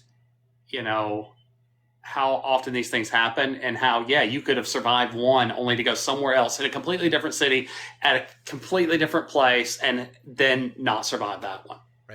Right. I think I have at least 3 different individuals who's managed to survive that one shooting at the music festival in Texas, who ended up dying in 2 separate mass shootings under completely separate circumstances. Right. Yeah. I want to welcome Little Moon. Thank you, Chris. Appreciate that. Please feel free to stay. Want to welcome Little Moon back. You were joining us last night. Did you have a question for Professor Dodaro? Well, thank you so much for having me. I figured, you mentioned me in bringing up some of the talking points last night, so I figured, if I'm listening in, I might as well join in and maybe, ask the professional some of these things that were brought up. I'm not here to debate. I would love to hear from a professional on some of the things that I brought up last night. If I know the answer, I'll answer it, or I'll answer it. I appreciate that. One of the things that I talked about last night, that Fax mentioned, that gun violence is higher today than it was during the Wild West. Yes. Yeah, that significantly more, and you can see that looking at trends on the CDC. They track guns just since 2000. We've seen increases. Another thing that I mentioned last night was, just to be clear, Little Moon, though, we didn't disagree with you. We were just trying to compare society today to society in the Wild West. Yeah. It was society is definitely different. Let me say something else though, real quick, because we peaked in crime in 1992, right? For violent and property crime. And since 1992, we have been on a steady decrease down, but we're still higher than we were in the 1800s, in the 1860s. So just to clarify, we are still going down. Crime is coming down, violent and property. And violent crime makes up a very small percentage of crime that's done in the U.S., but we are, especially with gun crime, much higher than we were in the late 1800s, early 1900s. Okay, that's interesting. So my stance on it is I do feel like we may be looking at the wrong indicators when we have the conversations about how do we address the gun issue that we have in this country. I mean, I am for ownership, um, but I do feel like we often talk about the wrong indicators. You know, if to my understanding, looking at the data where we start seeing that increase in gun violence in America, it really does start around 1903 when the People's Militia was essentially abolished and the National Guard took place nationwide, where it was originally just in um, Massachusetts up until 1903, and with now it's not an exact one-to-one comparison, but other countries where they have mandatory service for the citizens, where they do have more um, laxed gun laws, like Switzerland, they don't have the same But keep in mind, violence issue. while Switzerland allows people to have guns, every member of Switzerland is a member of the army, and they strictly regulate ammunition. You don't just have ammunition at home; you have to check it out, and then you have to return shell casings. So you can't make that comparison. Okay, so I didn't actually know that about the ammunition. It's just like the army here, Yeah. right? Like you go to the range, you check out a gun and your ammunition, and any ammunition that you don't fire, you return, and anything you did fire, you return the shell casings, right? Switzerland allows you to keep the gun at home, and all men in Switzerland have compulsory military service, so fully trained and everything. So the gun is at home because they're still a member of their militia, military, whatever you want to call it. But ammunition is strictly regulated, and you're not allowed to keep ammunition at home. Which brings up the interesting tail end argument that I hear all the time in regards to gun ownership here in the States. Well, if you're 18, you can join the military, you should be able to have a gun. Do you know how heavily regulated firearms are in the military? Yeah. I'm a, Even if you I'm own a a gun, veteran. you have to turn I'm it over to the quartermaster. You can't just have your gun. Exactly. I'm a veteran. I mean, I served on board, I served on land, and I've served on ships. And I'm here to tell you that if everybody on that ship had a fucking gun on a 6-month cruise, that fucking thing would come back a ghost ship. Yeah. I don't think people realize. I mean, when they start talking about gun-free zones, military bases, then by their definition are a gun-free zone because the only people allowed to have them are the MPs, and then in very strictly regulated areas where you check it out for the quartermaster and you return it to the quartermaster, right? And then guns and ammunition are stored in two separate areas on the base. They're not even stored in the same area, which is what most I would consider responsible gun owners store their guns in one safe, their ammunition in another safe, right? Like that's just how we're trained. But we've had multiple mass shootings on military bases. So, Fort Lil Hood Moon, I having want to. two, I think. Fort Hood had two. I don't know what their new name is, so please, if somebody corrects me on that. I know they changed that name because of the roots in slavery, but it used to be called Fort Hood, Texas. I don't know what the new name is. Yeah, Lil Moon, I did invoke your name, and it was specifically because you're the one who made the comment last night about inner city crime, and we kind of went round and round on that. So I think Ben has done an excellent job, sort of talking about that this evening, and we connected that to a racist trope, and I think we went around about that conversation last night. So I would like to see if you would be willing to bring up those conversations again, because Ben is an expert, and you said you wanted to speak to the expert on it. So I would encourage you to bring up the conversations you brought up last night, if you don't mind. I don't mind at all. That's why I came up. I figured if it was if you wanted to bring it up and I'm here, I might as well join, and you know what I mean. Yeah. So again, when I was talking about people looking at the wrong indicators, we do see majority of crime happening in inner cities, but also when you look at inner cities in other developed countries, that's where their crime is happening as well. Majority, That's not actually accurate, though. Most crime in the United States, if you look regionally, all crime, violent and property, with the exception of car theft, happens in the rural red South, except in 2018. 2018 was an anomaly, and the West actually had higher rates. But the Northeast has always got the lowest rates of all crime. And that's where most of our large cities are, right? The Midwest, where Detroit and places like that, like Chicago would be, they're the second lowest. And it's always the West and the South that have the highest rates. And with the exception of 2018, it's always been the rural red South. So much so that there is a theory in criminology called the subculture of violence thesis, because we try and figure out why is the South just more violent than anywhere else in the United States. And one of the arguments is that we had such a large population of people from Ireland and Scotland that were tribal, basically. They were clannish, and so they didn't learn to really work together, so they fought with each other, right? That's the McCoys versus the Hatfields, right? Like that whole thing. So the idea that it's the inner city is often racist tropes, because we point to that because we can see that easier. But the reality is that it's places like Alabama, Mississippi, Georgia, South Carolina, Louisiana is like one of the worst, right? It's the rural red South that actually has the highest rates of crime. Like the rate of crime in the South is usually around 484 per 100,000. Compared to the Northeast, it's like 134. You're muted, Little Moon. Yeah, I know. Sorry, I was just. I was Googling it. No, that actually catches me by surprise. Yeah, if you look it up, it'll come up. Like I think the last one that comes up is probably 2019. Like they lag it by a couple of years, and they put it in a chart after a couple of years. So you could probably very easily find 2019 or 2020s, and they break it down by region.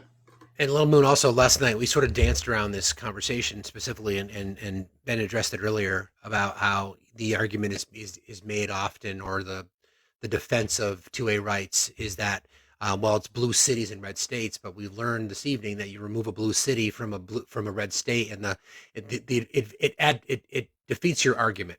Yeah, and I have that article. I discussed. Well, I don't raise that argument. I think that that's nonsensical to say that, trying to say it's the blue cities that are the problem. That's because the cities don't actually draft the laws that would affect it. It's right, but I guess not I made brought at the that city up. level. I brought that up because, again, you went to the inner city component specifically, and I think that's dangerous. And I think it's very clear that we've identified that as a dog whistle. And I'm just wondering why it is that even now tonight, even after the education that Sista gave all of us last night, you still went there. Well, I want to point out too, anyone that's interested in that study, I discuss it. It's one of my pinned posts. I don't know which number it is, but if you go to my profile, I actually break that article down in one of my pinned posts. That they published an article last year or the year before. I can't remember if it was 2022 or 2023, where they break down that like the blue cities actually bring rates of violence down in red states, and removing them actually makes the red states worse. So, in response to facts, I also last night drew the comparison of the rate of violent crime happening in inner cities in America to being similar to the rate of violent crime to inner cities in Europe. So I was trying to combat that narrative that it's I wasn't trying to reinforce the narrative that the racist narrative there. I was trying to bring up statistics that would argue that point. I wasn't trying to support racist rhetoric. I was trying to rebuttal racist rhetoric. I will accept that as I will accept that and say I believe you, right? But you got to keep in mind that when it's used in America, it is used as a racist talking point, right?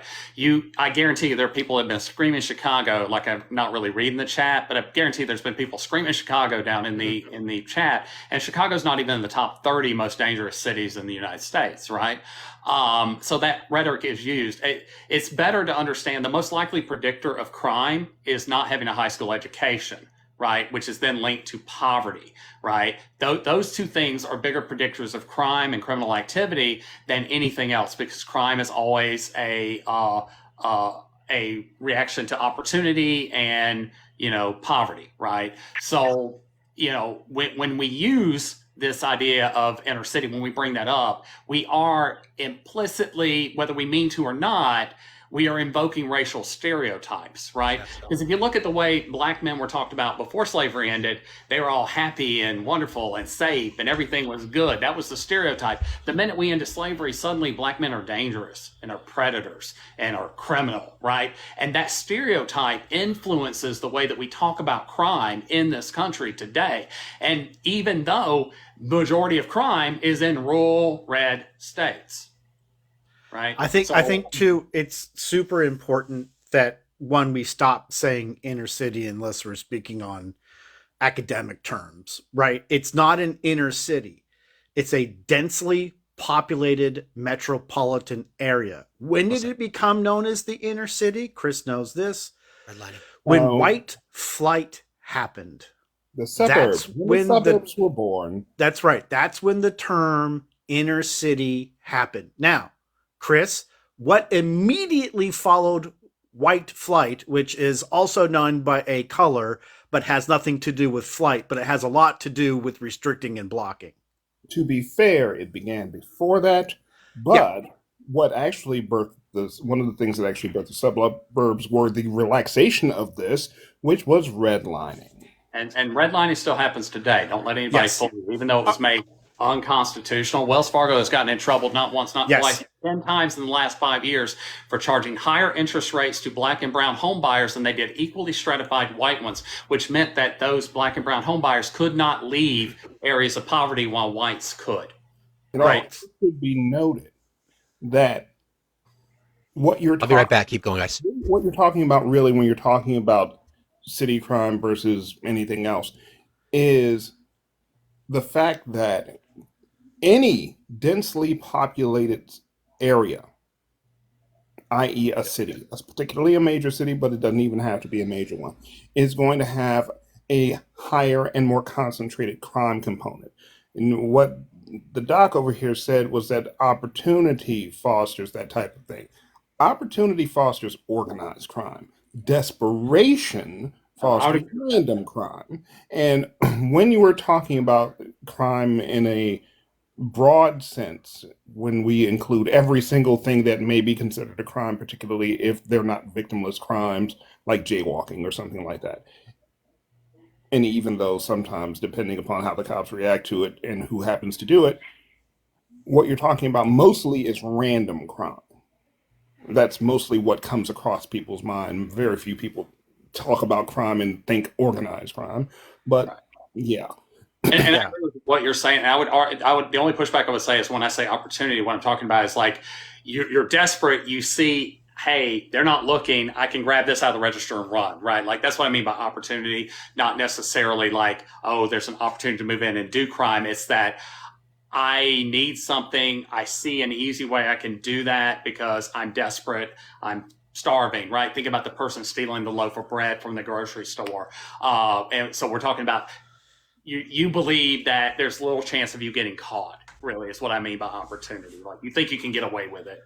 And there's some criminological theories. I teach some of that stuff. We don't have to go into that tonight. They kind of break all that down, but that's what I'm talking about. I think just another little tangent I'd like to go down, because this is one of my favorite topics. When we look at organizations like Daughters of the Confederacy, what they have done is completely change textbooks to retell history and to make these rather horrific events either completely disappear, not allowed to be taught, or whitewashed to the point to where it doesn't seem like it was all that bad. And Little Moon, when you say inner city, you're participating in my favorite C word. You're being complicit in the institutional racism and bigotry that caused it to happen. That doesn't necessarily mean you are. Right. I'm not here to judge you. When we use certain terms, we encourage and we support those things that are not right, and it makes us complicit in a system. And so instead of promoting what we know is actually and factually, statistically incorrect, we should really start to talk about it on a human level, right? We have subjugated and separated oppressed minority groups into smaller and more oppressed minority groups, not allowed economic ladders to help them up, over policed them, not giving them the ability to have education because we strip all of the funding within large metropolitan areas, right? And then this is where the crime of opportunity and the crime of desperation come in, because people can't see a way out because we have capped them into a ceiling and built really tall walls, so all they feel that they have is a life of crime, or they have to commit crime to feed their family. And so when we talk about these things, I think it's really super important that two things happen. One, that we acknowledge that the United States of America is incredibly racist and bigoted to this day, period, full stop, and we have not made a lick of progress despite the Civil Rights Act, which was such a low bar and such a bullshit achievement. It really never did what it was supposed to do. And two, it's really important that we understand that when we're talking about these subjects, if we do them in an academic manner where we literally lay out, like Ben's been doing, like Chris has been doing, like Fax has been doing, like I'm attempting to do, when we pull the threads of history and we see how people are interconnected with the lack of opportunity and what these things have developed into, then we have a better understanding of gun violence, crime of opportunity, what happens to people when they're oppressed and ignored and not given opportunities. Then you see crime to eat, right? And then what makes all of this worse, as if it wasn't already bad in these densely populated metropolitan areas, and this is where I will land the plane because I'm sure Ben and Chris will have something to say about this. We also have food deserts on top of everything else. There is no possible way for people in certain areas to get proper nutrition because it does not exist in their neighborhood. And that is also on purpose, based on institutional racism and bigotry. I appreciate that, and honestly, I really do appreciate you bringing it to my attention that you know that term is problematic. I'm going to adjust my vocabulary accordingly. And I think it's kind of funny that instead of me trying to instead of me thinking like, oh, maybe that statistic is wrong, and I go to research to think that the statistic of crime happening in densely populated metropolitan areas, that happening at a higher rate, maybe that's wrong. Instead, for me, I go ahead and I research and I do a comparison to other densely populated metropolitan areas, and I think I don't know. I don't know why I didn't take the time to even question that statistic as if it was incorrect.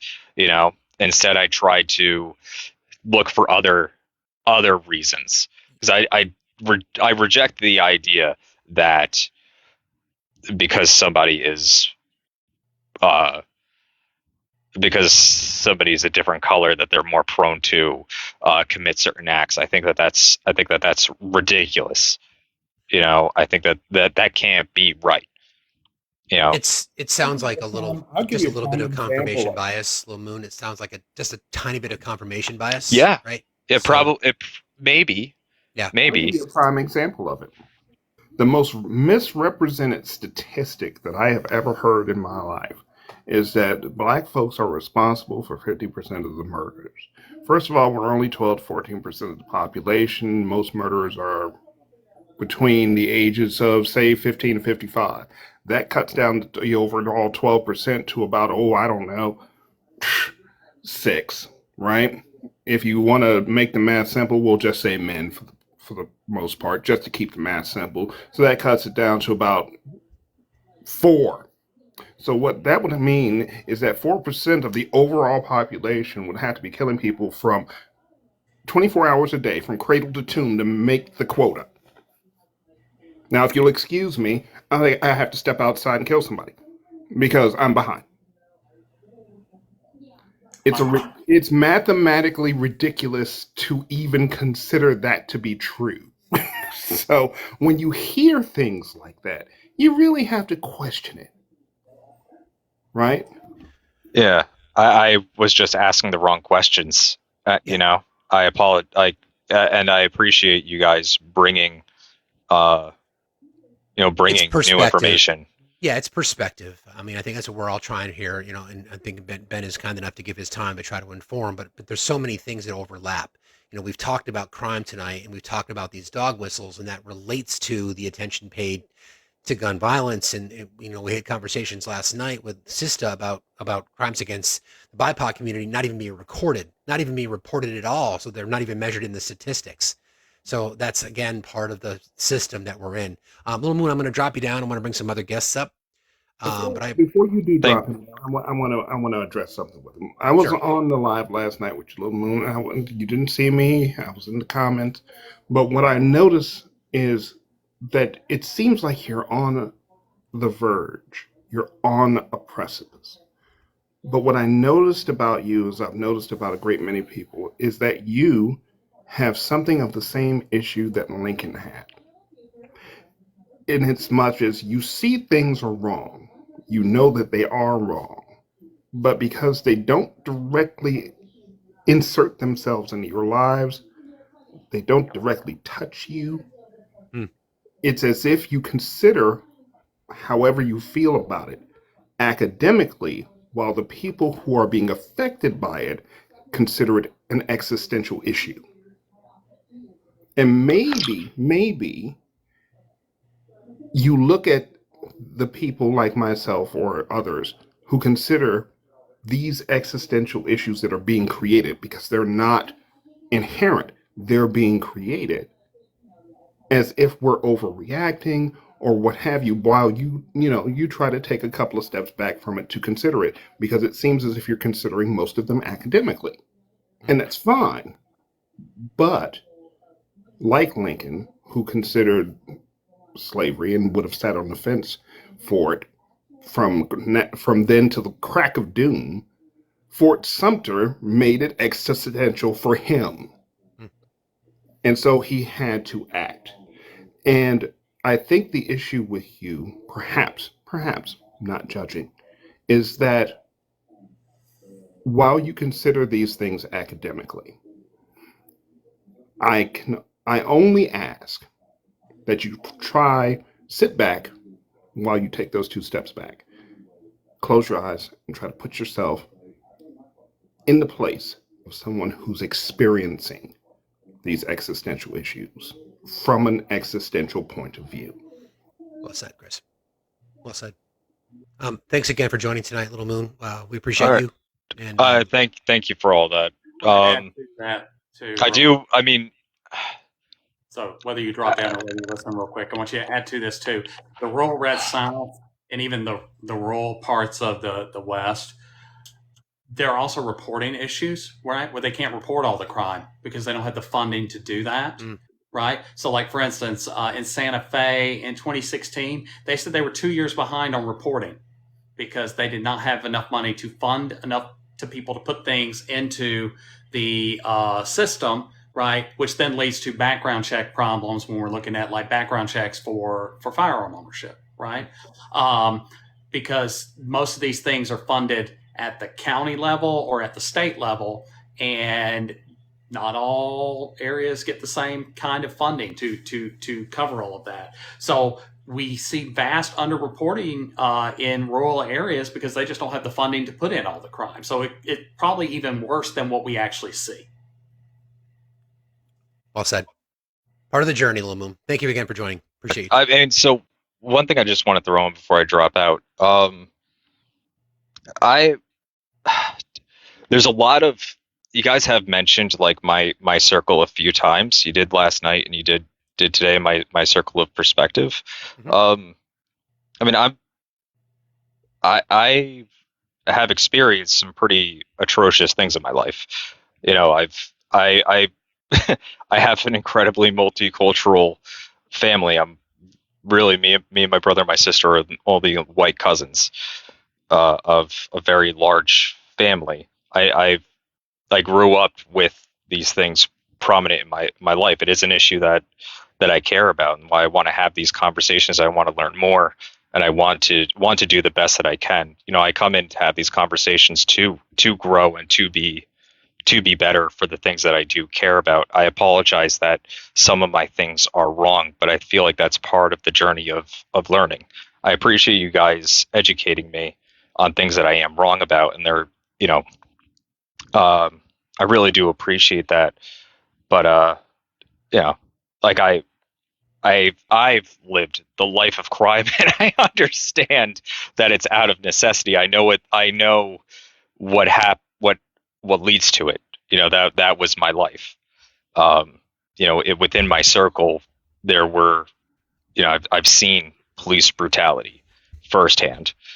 You know, I've seen these things happen. I've seen police act in absolutely atrocious ways. You know, I've seen my cousin getting harassed by a police officer because she had a flat tire, even threatening to arrest her because she got a flat tire. You know, that was insane. And it was until I pulled up to try to change the tire, you know, it was that the mood shifted. It was a very, very bizarre thing to witness and experience. Little Moon, Um, I would caution you trying to compare. I think that's what I hear you doing a little bit, and I think it's a little bit dangerous. I appreciate your perspective, but it seems again that there's a line there that you're tiptoeing up to. Let's put it this way: continue your evolution, continue your journey, continue to learn more. Um, Catch yourself. Just there's a few things that we should try to avoid in conversations. I think comparison isn't necessarily a good tack to take. But again, I appreciate you jumping up tonight. I want to bring some other guests up. So thanks for joining, Little Moon. Appreciate you. As Little Moon's dropping down, I just say, you know, it's the first time I've met him. I don't know him from Adam. I'm going to just, you know, assume that he is legitimately wanting, you know, to improve himself, to you know, go forward and learn more. But you know, people, if you look like me, please don't tokenize your family Exactly. or your friends. The fact is that I do not experience the same things that like Chris does, right, in society. I'm not viewed the same way by law enforcement, by judges, by juries. So my life is going to be an extremely different situation, even if we commit the same crime. So don't tokenize, just listen, and yeah, go from there. Agreed. FSU 1231. Good evening. Hey, good evening, man. Appreciate this conversation. This is awesome. Facts. Salute to you, Chris. Just followed, man. Outstanding. So Ben, first and foremost, go Knowles. I did have a question, mostly centered around the solution. We all know it's a problem. Degrees there from FSU. Yeah. So just a quick question, and I'll drop down. I'll be brief.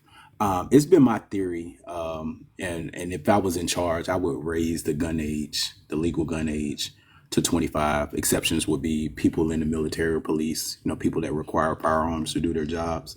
Just curious if you thought it would be impactful at all. Like, is that a viable solution? I mean, a couple of things that kind of lead me to that theory is just that, you know, I think 75% of mental health is discovered by the age of 24. I just think overall immaturity is a thing. I think at 25, I would have handled physical issues better than I would have if I had access at 21 or, you know, 20 or 19. And I have young kids. So just curious what your thoughts are on that, and just appreciate the conversation. Yeah, so I'll tell a story, right? Because like I said, we don't know because we can't research this. So like I'm just going to tell a story instead. So like when I was 21 or 22, we threw a huge party out at a friend's like mobile home in the woods in backwoods Georgia, right? And somebody at that party found a loaded shotgun and is running around the house, like waving it around in the air. And at some point, the gun went off and blew a hole in the roof of this mobile home, right? Like I said, we're all 21, 22 years old. I think the oldest person there was 24. There is research to show that our frontal cortex, which controls impulse control, is not fully formed until we're like 27, 28, right? So do I think it would reduce some things? Absolutely, because we know that like homicide and violence with firearms is more pushed down towards the lower end of the scale. But if we look at mass shooters, the average age, if we average all the ages, because they run from 14 to 82, is like 34. That's the most common age. So I don't know even then if that would. I think there are other things that we could do that don't require us to outright ban things or prevent people from necessarily having them. But I don't know that that wouldn't help, right? Because we already have a federal law for handguns. You have to be 21 to buy. So with the Brady bill. Appreciate that. And by the way, I'll drop a last note. Did you hear about the change in Louisiana? I think New Orleans. I think starting July the 4th, they've lowered the handgun age to 18. Yeah, I did. It's insane. It's insane. But yeah. I think that the On federal Independence government Day, by the challenged way. that just because of the Brady handgun bill. That's what raised it. But they did pass that, yes. Louisiana has some really scary laws, though. It's like in Louisiana, I can walk into a gun store and immediately step outside on the sidewalk and sell that gun to somebody else.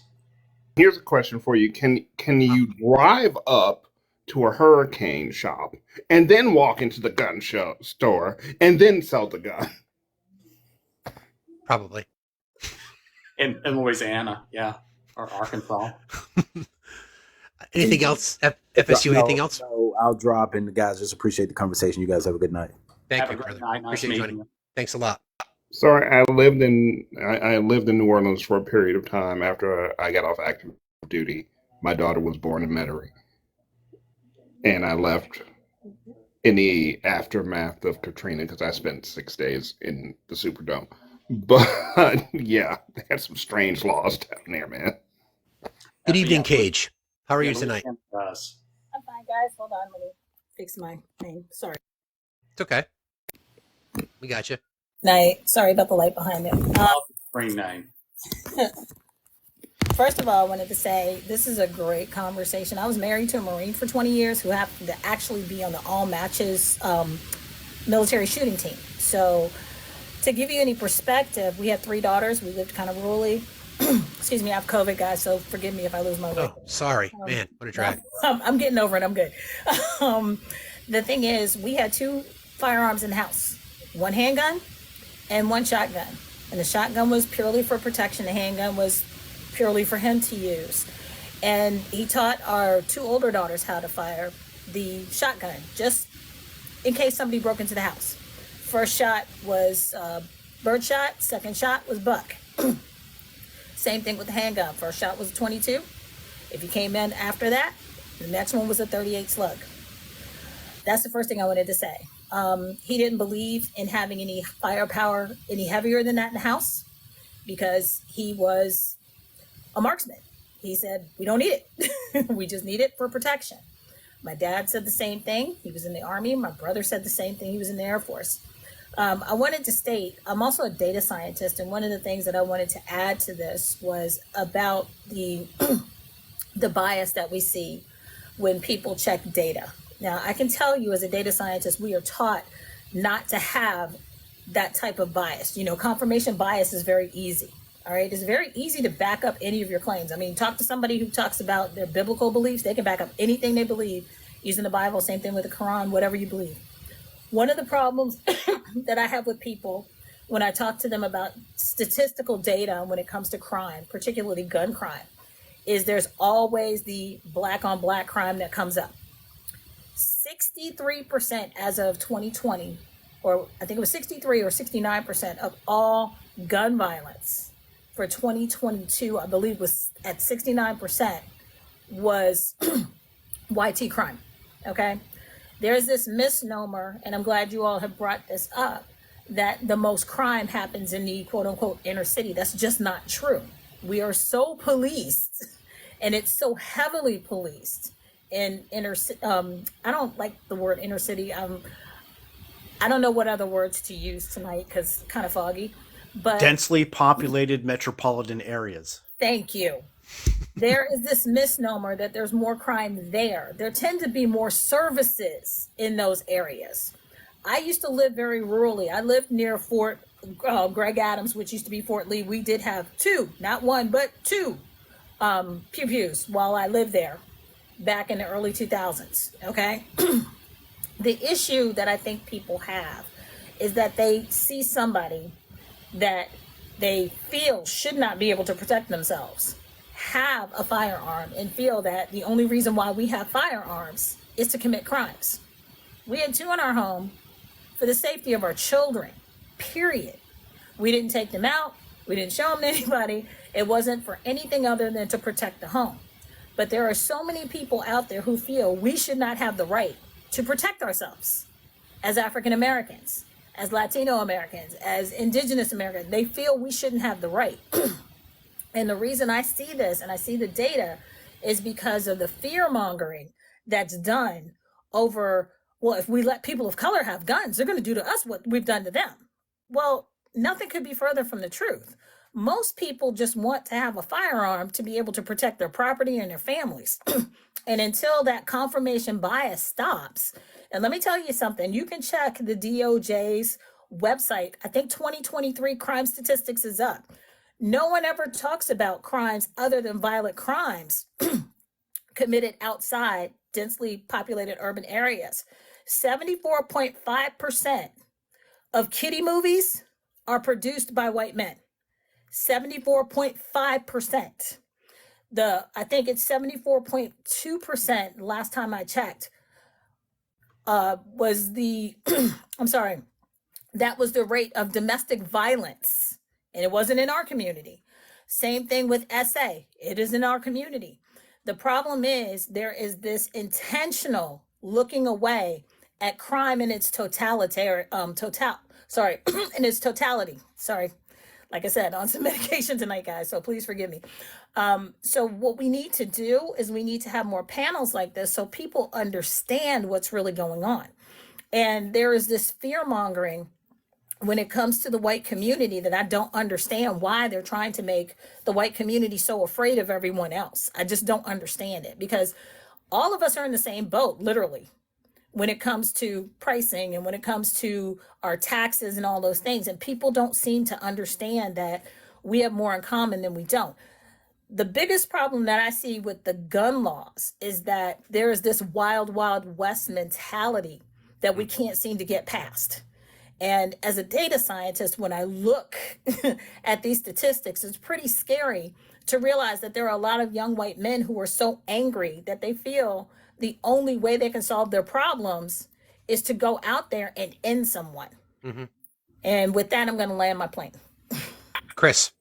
Have I seen a group of gun laws dropped so quickly as when the Black Panthers showed up at the California State House and stood outside peacefully with their rifles over their shoulders until the very same man who insisted upon those laws, St. Ronald Reagan, caught a bullet himself along with his friend, Mr. Brady. So yes, when very much in regards, in my own experience, not, from what I've observed, the Second Amendment is all fine and good until it comes to folks like myself sometimes, in which case it turns into rules for me and not for thee, Yeah, so let me build off. So first of all, Chris was talking about the Mulford Act of 67. That came about in California because of the Black Panthers marching to protest police brutality. Imagine that in 1967, same thing that Black Lives Matter still marches for today. And Ronald Reagan is quoted as saying, "I see no reason why civilized people should be bringing a gun to a conversation." Right? That was his exact quote, right?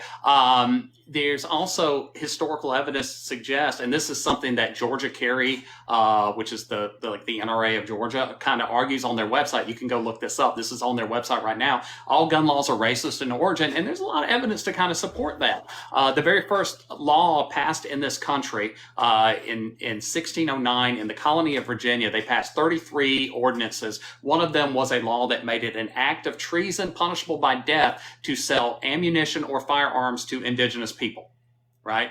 And Virginia would go on to pass the slave codes, which made it an act of treason to allow your slave to even carry your gun, much less own one, right? So there is a lot of evidence to say that gun laws have always been racialized. And we see that in the Dred Scott decision. So in the Dred Scott decision, the Chief Justice, who I always forget his name, said that, he is not a citizen, but if these former slaves were ever given citizenship, they would have access to all rights guaranteed on the Constitution. And then he goes on to say, including the right to bear arms, which is why following the Civil War, every slave state banned open and concealed carry in their states.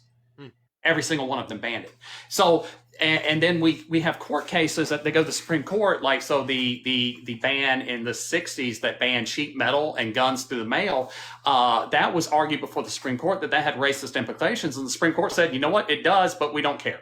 Right? Like that it disenfranchised black and brown gun buyers from being able to own a gun. So there is a lot of evidence to kind of suggest that is, and there have been numerous papers written to say, does the Second Amendment even apply to me from the perspective of black Americans, right? However, Dave Chappelle, on the other hand, has said, if you want gun laws to change, right, you just got to go do what the Black Panthers did, right? Like, and that would scare white America into changing it. Fear motivates us, though. Keep in mind, like in 1964 in the presidential campaign, Barry Goldwater wins the RNC nomination. And he starts his speech with, tonight, there is terror on the streets, okay? He's talking about King, he's talking about Malcolm X, he's talking about the Black Panthers, right? And for the first time in American history, crime becomes one of the top 10 things that the American people are concerned with. It never happened in American history before that speech was given. So fear has become a powerful motivator, and that's why every Republican since then has waged a war on crime, whether it's a war on drugs like Nixon, the war on crime that Reagan did, right, that destroyed like the black community.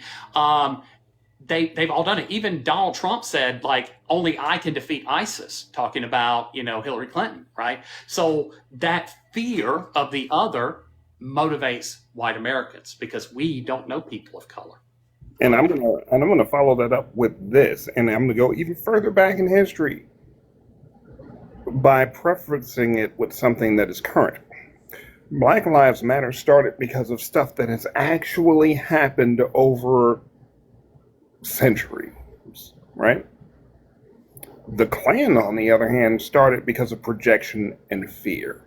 Not because of any actual event that occurred, but because they felt that if black folks were free, then they would visit upon them all of the inequities and crimes that were committed upon us, when in fact, what we wanted was our slice of the pie and to be left the fuck alone.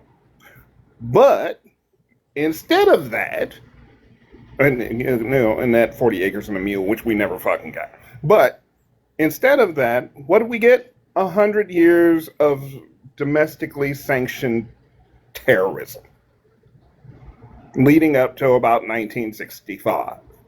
So it always irks me whenever I hear somebody say we should bootstrap our way out of 300 years of slavery and 100 years of fucking terrorism. But okay, when they've never had to endure any of it. But okay. So another random fun fact, and I don't know why I know this, but the term "pick yourself up by your bootstraps" is actually from 19th century satire. It was the original text said, "A task so easy that it is like walking to a fence and stepping over it by lifting up on your bootstraps." It is meant to highlight an impossible task, right? You ever tried to do it? I've actually tried to once do that. I had boots and they had straps on. I don't know what the fuck it looked like. But I took a lot of time on my back, and it had to have been the most ridiculous-looking thing on the that anyone would have ever seen. Anthony, I'm sorry, Cage. I think Anthony had a question real quick. I'll go to you next, Cage. Just a couple things. Fort Bragg is Fort Liberty. and it is Chief Justice Charles Evan Hughes that you are referencing. Yeah, I can definitely. And some other little, I'm a nerd. Some other little fun facts. If we look at the correlation between the machine gun tax and the outlawing of marijuana and all marijuana related products, right, including hemp. How and why was that? Was because people of color were also having machine guns. But what the government did, right? This is one of those ironic times where people of color and Italians were kind of lumped into this togetherness, but only because based out of fear, right? They were like, oh shit, Italians and people of color, criminal organizations are working together. They smoke marijuana and they have machine guns. And all of a sudden, what happened? Marijuana is now illegal. You can't import or make hemp products, which is ironic because you can't smoke hemp. Makes good rope though, right? And ironically, the at least the Declaration of Independence is written on it. Right. And then I just want to say two things. Yeah, go ahead. I want to get to Cage because she put her hand Yeah. up first. Before Also- you guys do that, let me just say one thing real quick. I just want to read the disclaimer real quick, please. It's our intention during these live broadcasts to only provide fact-based information to the absolute best of our ability. We strive to never spread misinformation or to platform those that do. Opinions of our guests or commenters are theirs and theirs alone and do not reflect those of the hosts. Hate speech is not allowed. We are diligent about policing it. Platforms for educational purposes only. Thank you. Okay, so I just want to say two things real quick before Cage. Tulsa, Oklahoma, Oscarville, Georgia. Both instances where Black Americans had built successful business, successful communities, thriving communities. Tulsa, at least, is still there. Oscarville is under Lake Lanier. I'd like to add Wilmington, North Carolina, as part of my education last I night. can name like 30 or 40, but Yeah. I just want to do two. I want to point something out too. Hang on, Chris. I want to give Cage because you put her. I do want to go to Cage because she did have her hand up, and then we'll go back. Right. We'll come. I wanted to follow up on this real quick because he brought it up. I did not know about Tulsa until I moved to Tulsa. Interesting. After Katrina, I was evacuated to Oklahoma. I ended up in Tulsa, and Chuck Cecil, the CEO of the Oklahoma Jazz Hall of Fame, had to tell me about Greenwood. Cage, thank you for your patience. No problem. One of the things that I love about panels like these, I learned so much. Whenever I hear about them talking about banning TikTok, I'm like, this is the reason why, right here. Yeah, exactly. What I wanted to add was oftentimes what people don't realize about a lot of these situations that we've seen, these changes in these laws, it's always because it was either somebody Black, brown, indigenous, or yellow was able to exercise these rights. And what's interesting to me is that you never hear people complain about this until we start to exercise those rights. All of a sudden, when we as Black or indigenous or Asian or Latino, whatever, when we start saying, hey, you know what, we have these rights too. Oh, we got to change the laws.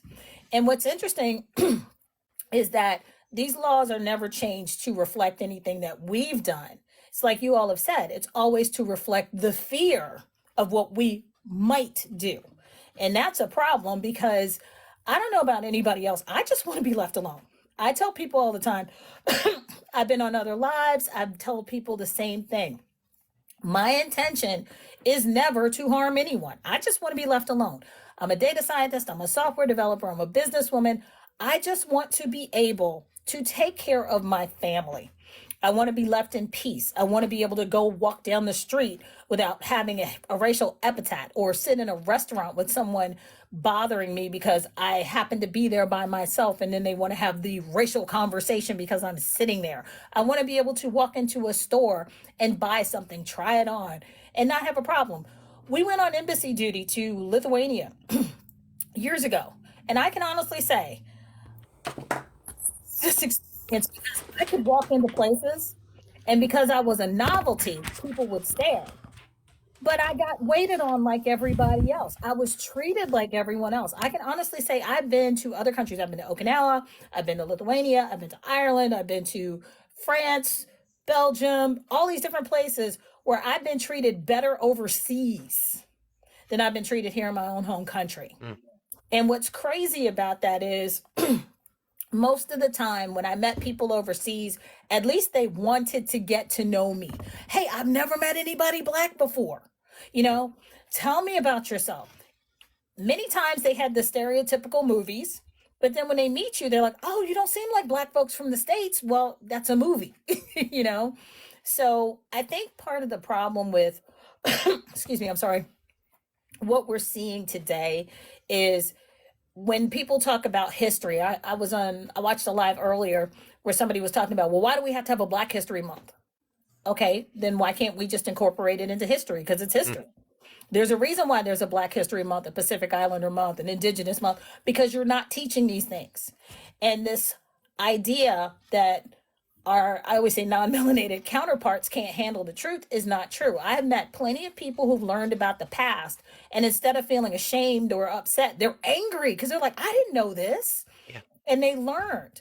We're not going to learn to get along with each other or even to stop hurting each other if we don't understand how the past has brought us here. Now, I'm a descendant of slaves, period. Dot. Okay. My parents' grandparents were slaves. Okay. Because my dad, my mom are the youngest of their families. My dad's oldest brothers and sisters were like 20 something years older than he was. Mm. Okay. But his grandparents had been slaves. People don't understand how close in this is. My dad's grandfather died when I think he was about 6 or 7, but he had been a slave. My mother's grandmother on her mother's side was born the year after slavery ended. So this is not something, because when I hear people say, oh, it was so long ago. No, that's my great grandparents. Mhm. Okay. So, and you know, I'm in my 50s. So a lot of times people go, your grandparents could have been that old. No, I'm older than I look. Okay. But what people need to get is all of this that we're seeing in essence is about people thinking we're going to take revenge. And that's the Mhm. one thing I try to teach people. It's not about revenge, because if we take revenge on you, you're going to want to take revenge on us, and the cycle never ends. What needs to happen is people need to understand that we just want to live just like everyone else. We want to be able to raise our families, make money, be successful, get an education, the basics. We're not trying to take over the country. We're not trying to do anything like that. We just want to be able to live under the same rules and the same laws as our white counterparts. And with that, I'm going to drop because I know other people want to come in. Thank you. It's been a pleasure. I'll Thank you, Cage. address some of the Max. things you said too, Cage. It's a pleasure meeting you, by the way. Pleasure. So Thank you, good Cage. too. Thank Appreciate you for very coming much. up. To build off Chris's point, Thank you, Cage. I did not learn about Black Wall Street or even Oscarville or any of these like Cedar, Rose, Florida, any of these places until graduate school. Okay. I had to go to graduate school and get a graduate degree to learn about any of that. And most people with my complexion did not learn about Tulsa until the Watchmen series aired on HBO, and they started asking, is that real? Did that really happen? Because it's not taught, and a lot of it has to do with what Anthony mentioned about the Daughters of the Confederacy. The other part of what Cage was talking about, this fear of retaliation, what does that say about people who look like me and Fax and Anthony, that's where our minds go? What does that say about our communities, that we can't fathom that another group might not want retaliation, might not want to get revenge? Go ahead, Chris. I know exactly what it says. Hmm. Contrary to those who would lead you to believe that slavery was a way of life, and that's just the way it was, and that's the way it was back then, they knew it was wrong. They knew it was wrong. They knew that what they were doing was wrong. And how I know that is, in addition to what you just asked, is that you don't have to take a group of people and utterly dehumanize them in order to do all the shit you want to do with them if you don't know it's wrong in the first fucking place. Right. We can draw a recent parallel. I think something you brought up, and we referenced the Black Panther situation in California, about that might have been an impetus to change the gun laws. Well, recently, the courts decided that undocumented migrants can also benefit from the 2A. So now in fact, we did a live on that topic a couple weeks ago, and minds were blown, thinking, again, the rights granted under the law, under our Constitution, and courts decided that, guess what, undocumented are protected as well. So I don't want to. History has a way of repeating itself, but here's another example of a marginalized community getting the rights that people who look like me have enjoyed. And no, we can't have that. I want to watch it. I want to welcome Logic Gal. Welcome. Hello. Earlier you guys were talking about how people are going to be likely to be involved in two mass pew pew incidents, and I wanted to know if you guys remember the name Regina Road. This young lady, she had survived Columbine. Oh yeah, I remember. And she had survived both. That's right. Also, I used to live in Jacksonville, Florida, and what you were saying about Jacksonville, not a lie. Born and raised in Massachusetts, and I am back there now, so it's like a different country down there from us. But I actually wanted to bring up Herlin Carter. Could you turn your TV down a little bit? Okay, I thought I didn't. I am so sorry. That's okay. I didn't realize I still had it. No, it's me. Yeah, I have I get various distracted. things in the background. It's okay. Thank you for doing that. Appreciate you. Okay. I just wanted to bring up Herlin Carter. NRA former president. Yeah, that's wanted to. In 1977. Mm-hmm. Yeah, I figured you would actually know more about that than I would. Harlan Carter is the person who started the conspiracy theory that the CIA killed President Kennedy. He is also someone who said that if you allow compromise, it's allowing a stray dog to come up on your porch and just take your food. So you shoot the dog to prevent them from having compromise, because it'll just keep coming back again and again and again to take more. He's the person that shaped the NRA into what it is today. Yeah, that was pretty much the point I was gonna. He was also quoted as saying that basically everything, the violence, the acquisition of guns by the mentally ill and the violent, is pretty much the price we pay for freedom. And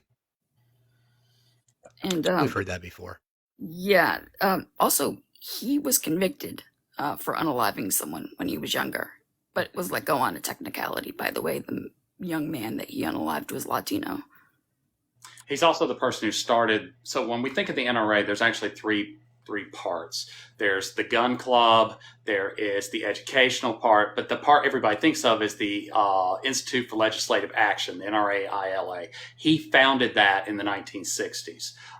That's the politics side of the NRA, and that's what he shifted all of the resources into the NRA to being once he became president and he held his coup. It's called the Revolt at Cincinnati. It took place in May of 1977. Now, in your opinion, though, do you feel that that's pretty much what shifted the culture? Yes, absolutely, 100%, because that was their goal. So just like today, the way that Republicans kind of looked at MAGA or Tea Partiers, they didn't take them seriously, and they just threw breadcrumbs at them to keep them happy so they continue to vote with them. That's what the NRA did to these people. It was only 2,000 of the 30,000 members that overthrew the NRA.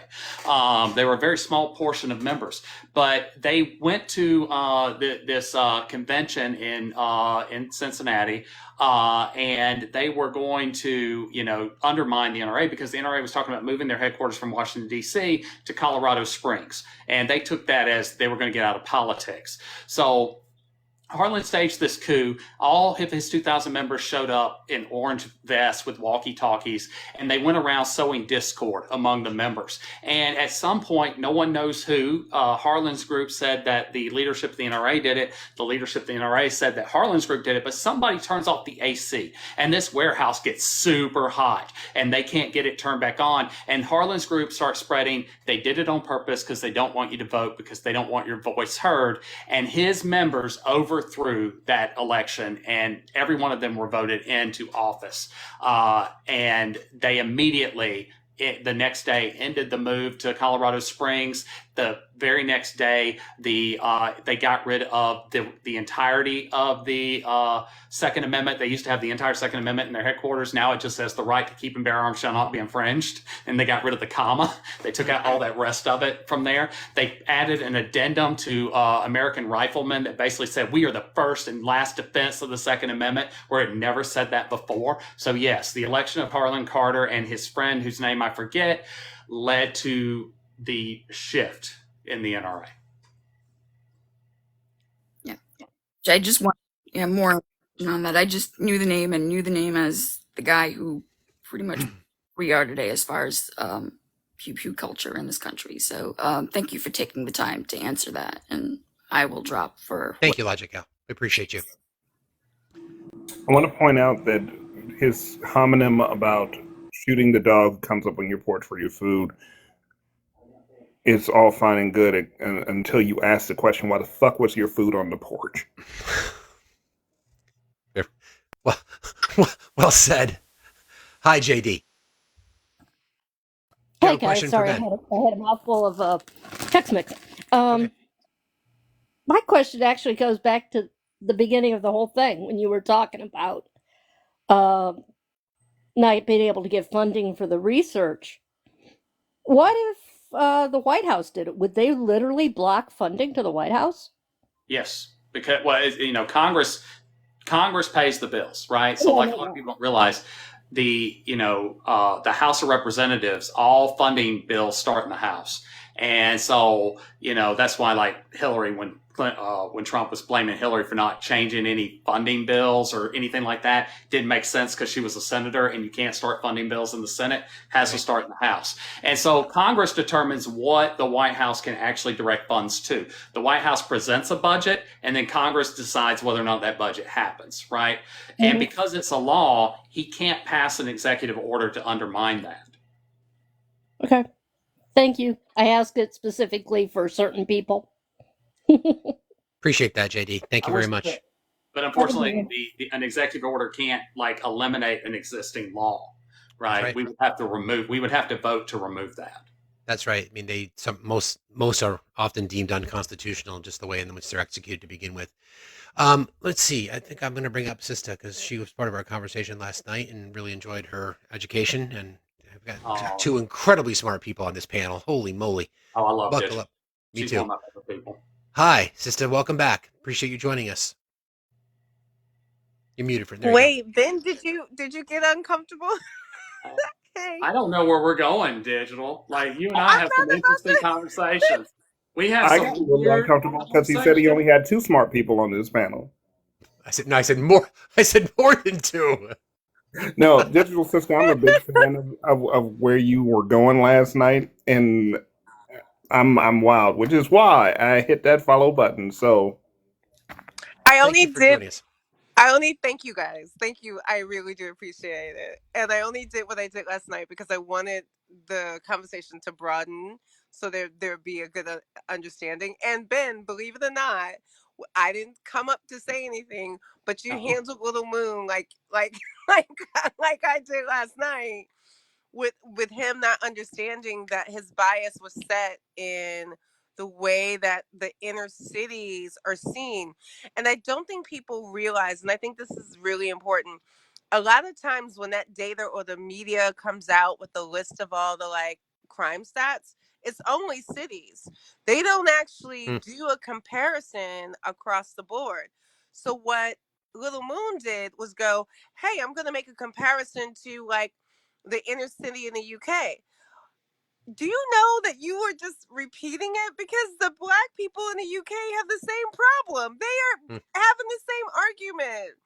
So the bias was built in that you would even try to make a comparison to the UK. I don't think he realized how much his version of not only gun violence but crime is completely surrounded by the framework that crime is us. That even thinking about the UK, he couldn't see black people there. Just take a second to realize, because I know I've seen plenty of black people in the UK go, we keep getting the same problems. That tells me he didn't travel there, but he wanted to use the data. Just like the black female maternal mortality rates are equal between here and there. So if it's equal between here and there, you have to know that the problem still exists between here and there. And the problem is about race, not the problem about resources. And that was the big reason. But Ben, I just want to say really quickly, I love the fact that you had a good sense enough to figure out how to go back and track where people go. Like the rural conversation, move the cities out, the numbers are still the same. And people don't understand that. They're so busy attempting to make not just inner cities, which is what we need to make sure we're clear, the term inner cities to be used as a dog whistle for Black and brown. That and urban. And like that in urban. Urban is just the N word for today, right? That's how they use it, right? Exactly. Guess where we are? Woke, CRT, DEI, and urban. Yeah. Even taxes, by the way. Let's just be clear.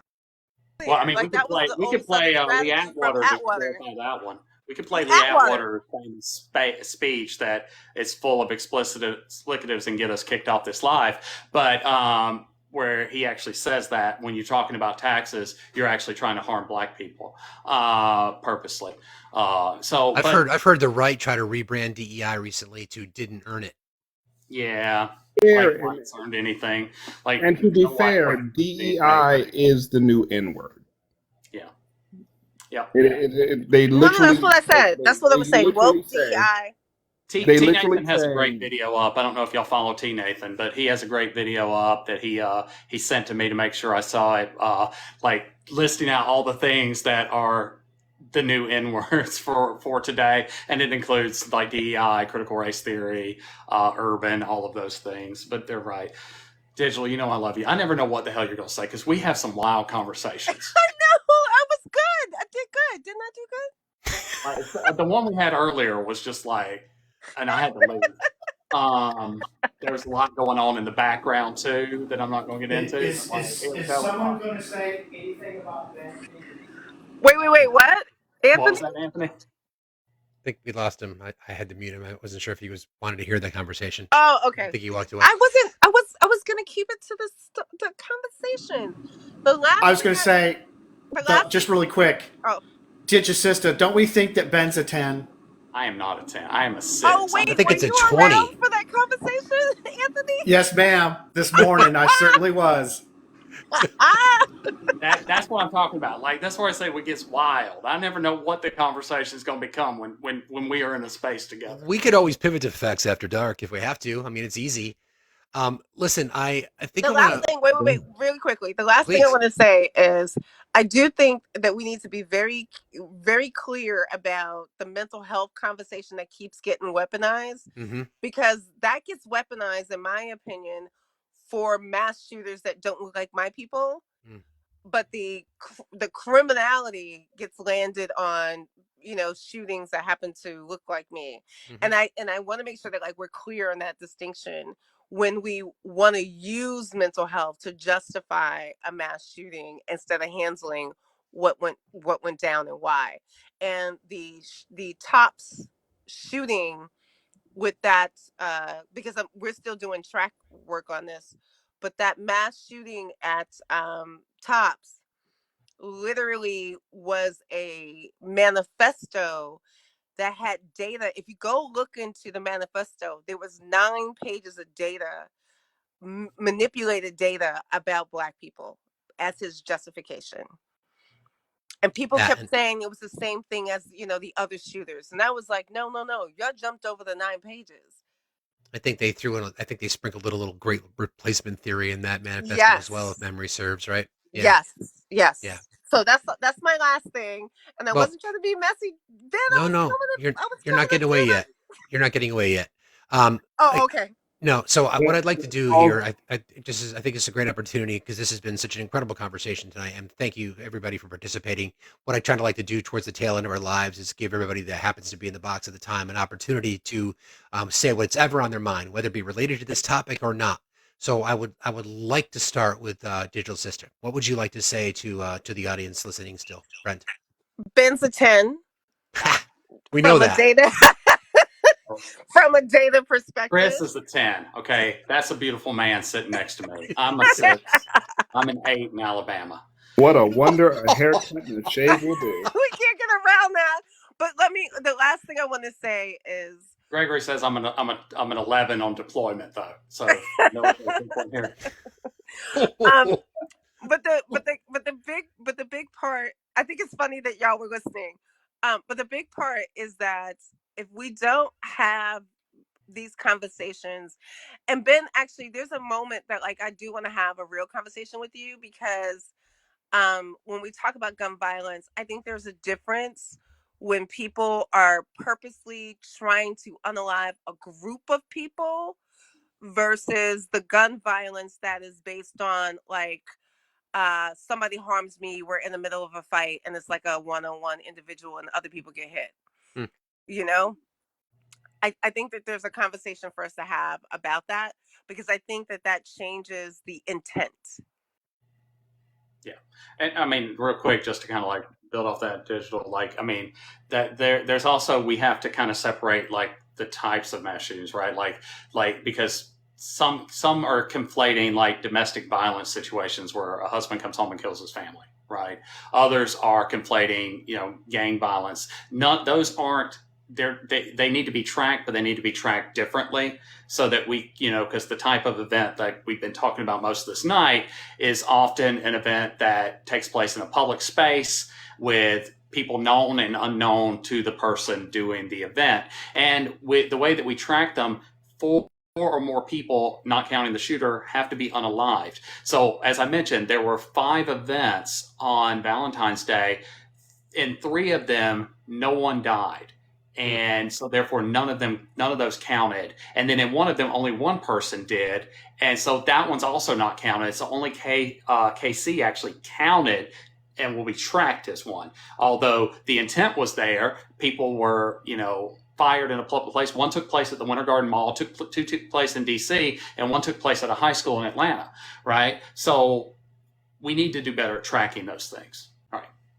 No, Okay, and I also thank you. can we one more time? I'm sorry, I'll be quiet after this. No, you're The good. problem is that we have different groups that count it differently by unaliving versus actual shootings. And those distinctions, and when you talk about the DV things, exactly, like then that's a mass shooting if it's 4 family members, but that's a completely one-on-one individual conversation. It should not be counted in the same way as the others. And I do think like we are not being honest about the way in which we're looking at each of these incidents, because we're trying to remove the social commentary and only count the can I say with pew pews, count We've been saying guns all night. shots of the pew pews. Yeah. TikTok will not bother you. Say that one more time. You can actually say the word as long as I'm in the live. Like, Oh, okay, because yeah, like, I can't, I like, follow I'm their always journey so unsafe much. about like what I can say. How many bullets actually hit bodies? It's completely different than how many bodies are alive or unalived. And So not only is Ben apparently a 10, but he also has a magic power that keeps the line from going down if we say the wrong word. So much that they don't like messing with me anymore. So it's good to know. I'm always like careful about my words, but yeah, we all are. Like, I call up my friends at the New York Times, and like TikTok doesn't like that. Oh, I'm glad I have you on speed dial. Digi, thank you, friend. Thank you. Much appreciated. Chris, I'd like to go to you, please. Well, a lot of the reason I believe that those things are not statistically rated in the categories in which they should has a lot to do with race. But at the same time, there's also you have to look behind it and see the other side of it, why 12% of the population are catching 50% of the cop bullets. And largely they're getting away with whatever it is they do because they only, if they utter any word at all before they go on administrative leave, it's, well, I feared for my life. Why? I smelled marijuana. What? that type of thing. And it falls under this largely unspoken 11-word lie that I have heard on and off throughout my life, less so now because it's so ingrained. And that is, if I might, ninjas are crazy who knows why they do what they do. If that is ingrained in your society, then you can get away with doing anything to them. And you don't have to give much more of an explanation other than weed. Taillight was out. I felt nervous. I had one scoop too many on the way to the gym this morning. And it's justified. So, I mean, yeah, it's a sad commentary on the state of affairs, but it is what it is, and I've lived with it most of my life. Though, to be fair, police officers have saved my life at least as many times as they threatened. So, 50-50. I'm still optimistic. At any rate, that said, are we going to Facts After Dark after this? No. Oh, That's a different day. All different day. gotcha. I need some sleep before that. That said, I understand completely. That said, I appreciate you guys having me up. I appreciate this time with you all, even with little moons and especially Digital Sister here. I didn't expect to share the same rarefied air. And of course, my two friends up top and the good doctor over here. It has been a pleasure to actually share this space with you. Thank you, Chris. Appreciate you. Don't forget to tip your waitress. Please have your pet spayed or neutered. Thank you very much. Professor, first of all, I want to thank you for giving us your time this evening. I know you're a great get, and I'm honored that you agreed to do this. And we covered so much topic, and there's so many things that we could obviously continue to talk about. But in your close tonight, what words of wisdom would you like to share? Two things, one related to the topic, one completely unrelated. So the one related to the topic, let's start there. If you got nothing else out of this live, if you learn nothing else, know that we can't do actual research, right? And so we need to repeal the Dickey Amendment fully, because even if those of you in here who are pro-gun, you should want to do this, because we need to know what's true and what's not true. Right, in order to make sure that the legislation we pass is actually useful. Because right now, the legislation that they're passing is just shit they're pulling out of their ass, right? We don't know if it's actually going to work or not. We need to have the data to back it up. So I'm asking all of you, write to your Congress people, tell them we want to get rid of the Dickey Amendment so that they can start giving grant money to scientists like myself. Because at the end of the day, I don't care what I find. I just want to print and publish what I find, right? Like the very first paper I ever published on guns was linking, trying to see if gun owners had more fear or more cowardly than non-gun owners, and it turns out that they're not. But I had to pay for that research out of my pocket, and I published it. It's not what I thought I would find, because knowing people that I know that own guns and the reason they own guns, I honestly expected that rhetoric that we see in society to be true, a rhetoric that has existed for about 150 years. Second thing, not related at all. I have a friend who is going through a really rough time. I have a link in my bio for my link tree. There's a GoFundMe there. She is experiencing a domestic violence situation and being bullied, harassed, and stalked. So I have a video up talking about it. It's got Thomas the Villain Bishop. For those of you who know Thomas, he's made a video about her. I duetted that video, and then I have another one with me in front of that video talking about the GoFundMe. But the link is in my bio.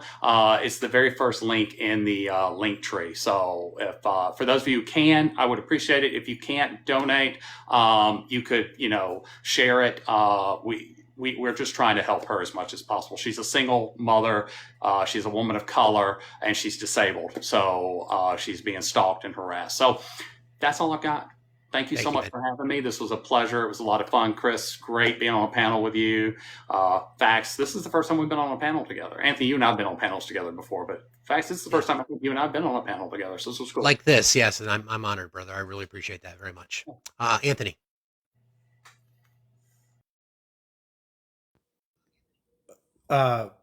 First of all, everybody on the panel, love you, thank you. Also, my wife says hi.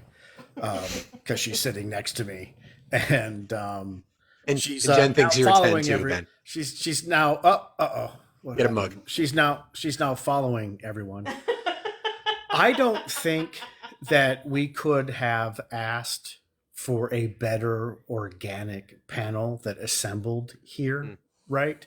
Professor, thank you again. It's amazing how much we have in common between things like Comic-Con and Marvel. And if you play D&D, God, that would be awesome. Everybody here that's on this panel, if you come through Los I do have a Angeles, game for TikTokers every Wednesday night. JD Khan plays, so does Cat Without a Country. Yep. Ooh. oh, snappies. Okay. There you go, Anthony. Okay. Just All right. Oh, look at that. Marvel. Bro. This is my office at FSU. Oh my God. Okay. Okay, we're showing up. Hold on. Chris is like, Wait a minute. And then my wall of autographs. Yeah. Wow. Dang. Wow. Are we even worthy? Oh. Loki, Oh. Charlie Cox, Phil Morris, Candace Patton, John Barenthal, Vincent D'Onofrio, and Stephen Amell. Nice. And then the only Jealous. thing related to my actual work is my degrees. Yeah. The Wow. little things, right? Holy moly. Nice. Loving that. Yeah. Chris, Holy you and I will crap. talk later. Game about- respects game, as they say. Yes. I'm going to take a moment, Ben, to thank you, because never in a life have I ever been referred to as a beautiful man. So thank you for that. Beautiful man. Anthony, you were saying. So thank you all for being here. You know, Fax and I had discussed this several times. I hope that we all do actually stay in touch. If you come out here to LA, we'd love to host you. Come to the house. I am a very good cook, as evidenced by my round shape. And if you want to go to Disneyland, let us know, because we are Magic Pass holders and we would love to take you to Disney. I have 2 smokers and a flat top griddle in the backyard. So you may have had barbecue before, but you've not had barbecue unless you've had it LA style. We also do have the best tacos in the world. The best tacos in the world are found in Los Angeles. Facts, brother, Yep. man, like this was such an amazing recharge and palate cleanse, proof positive that this works. Mhm. And I also think that we found 2 people we need to often invite to panel discussions At least because of perspective. 2. Agreed. Right? At least 2. Yeah. Agreed. And Ben, just keep popping up, man. Like this, your ability to spit facts like that this evening was just, it was, for nerds like me, that's like a fucking Super Bowl party, right? Agreed. So be live fair- long and prosper, everyone. Well, to be fair, Anthony, I mean, I teach a course at Florida State University called Guns and Society at both the graduate and the undergraduate level. So I teach this every fall and spring. And I'm one of 3 professors in the United States that teaches this. The others at Wake Forest and then at University of Arizona, where Jennifer Carlson is. So, I'm constantly immersed in it, and I publish on it. So, now you ask me stats not related to this, and I'm going to be like... We'll defer. like a good scientist. Yeah. Appreciate you guys. I'll just reiterate. I thank everybody for doing this. And I just want to take a slight pivot. I spent a few hours today with my daughter for her second, her biannual oncology screen, and I'm happy to report that there's no evidence of disease. We call these things, we've named them scanxiety. So it's been on my mind for the past couple of days. It's been on her mind. She's a trooper. I bring that up because I brought up caregivers earlier, as this is International Autism Awareness Day, and caregivers do not get enough respect in society. And I'm not saying that for myself. I am the caregiver here, but in general, childhood cancer is a horrible thing. It's underfunded based on the amount of money raised that goes towards funding for cancer research. There's been tremendous progress made. My daughter's a lucky one. I never forget that perspective. I would encourage everyone at any opportunity you get, if there's an opportunity to support a caregiver in whatever role they're in, please do it. Thank you, friends, for joining tonight, and we'll see you all tomorrow night, 6 p.m. Eastern Time. Thank you, everybody. Have a great night. Congratulations. Thank you, sister. Appreciate you guys. Thanks, friends. Have a good night.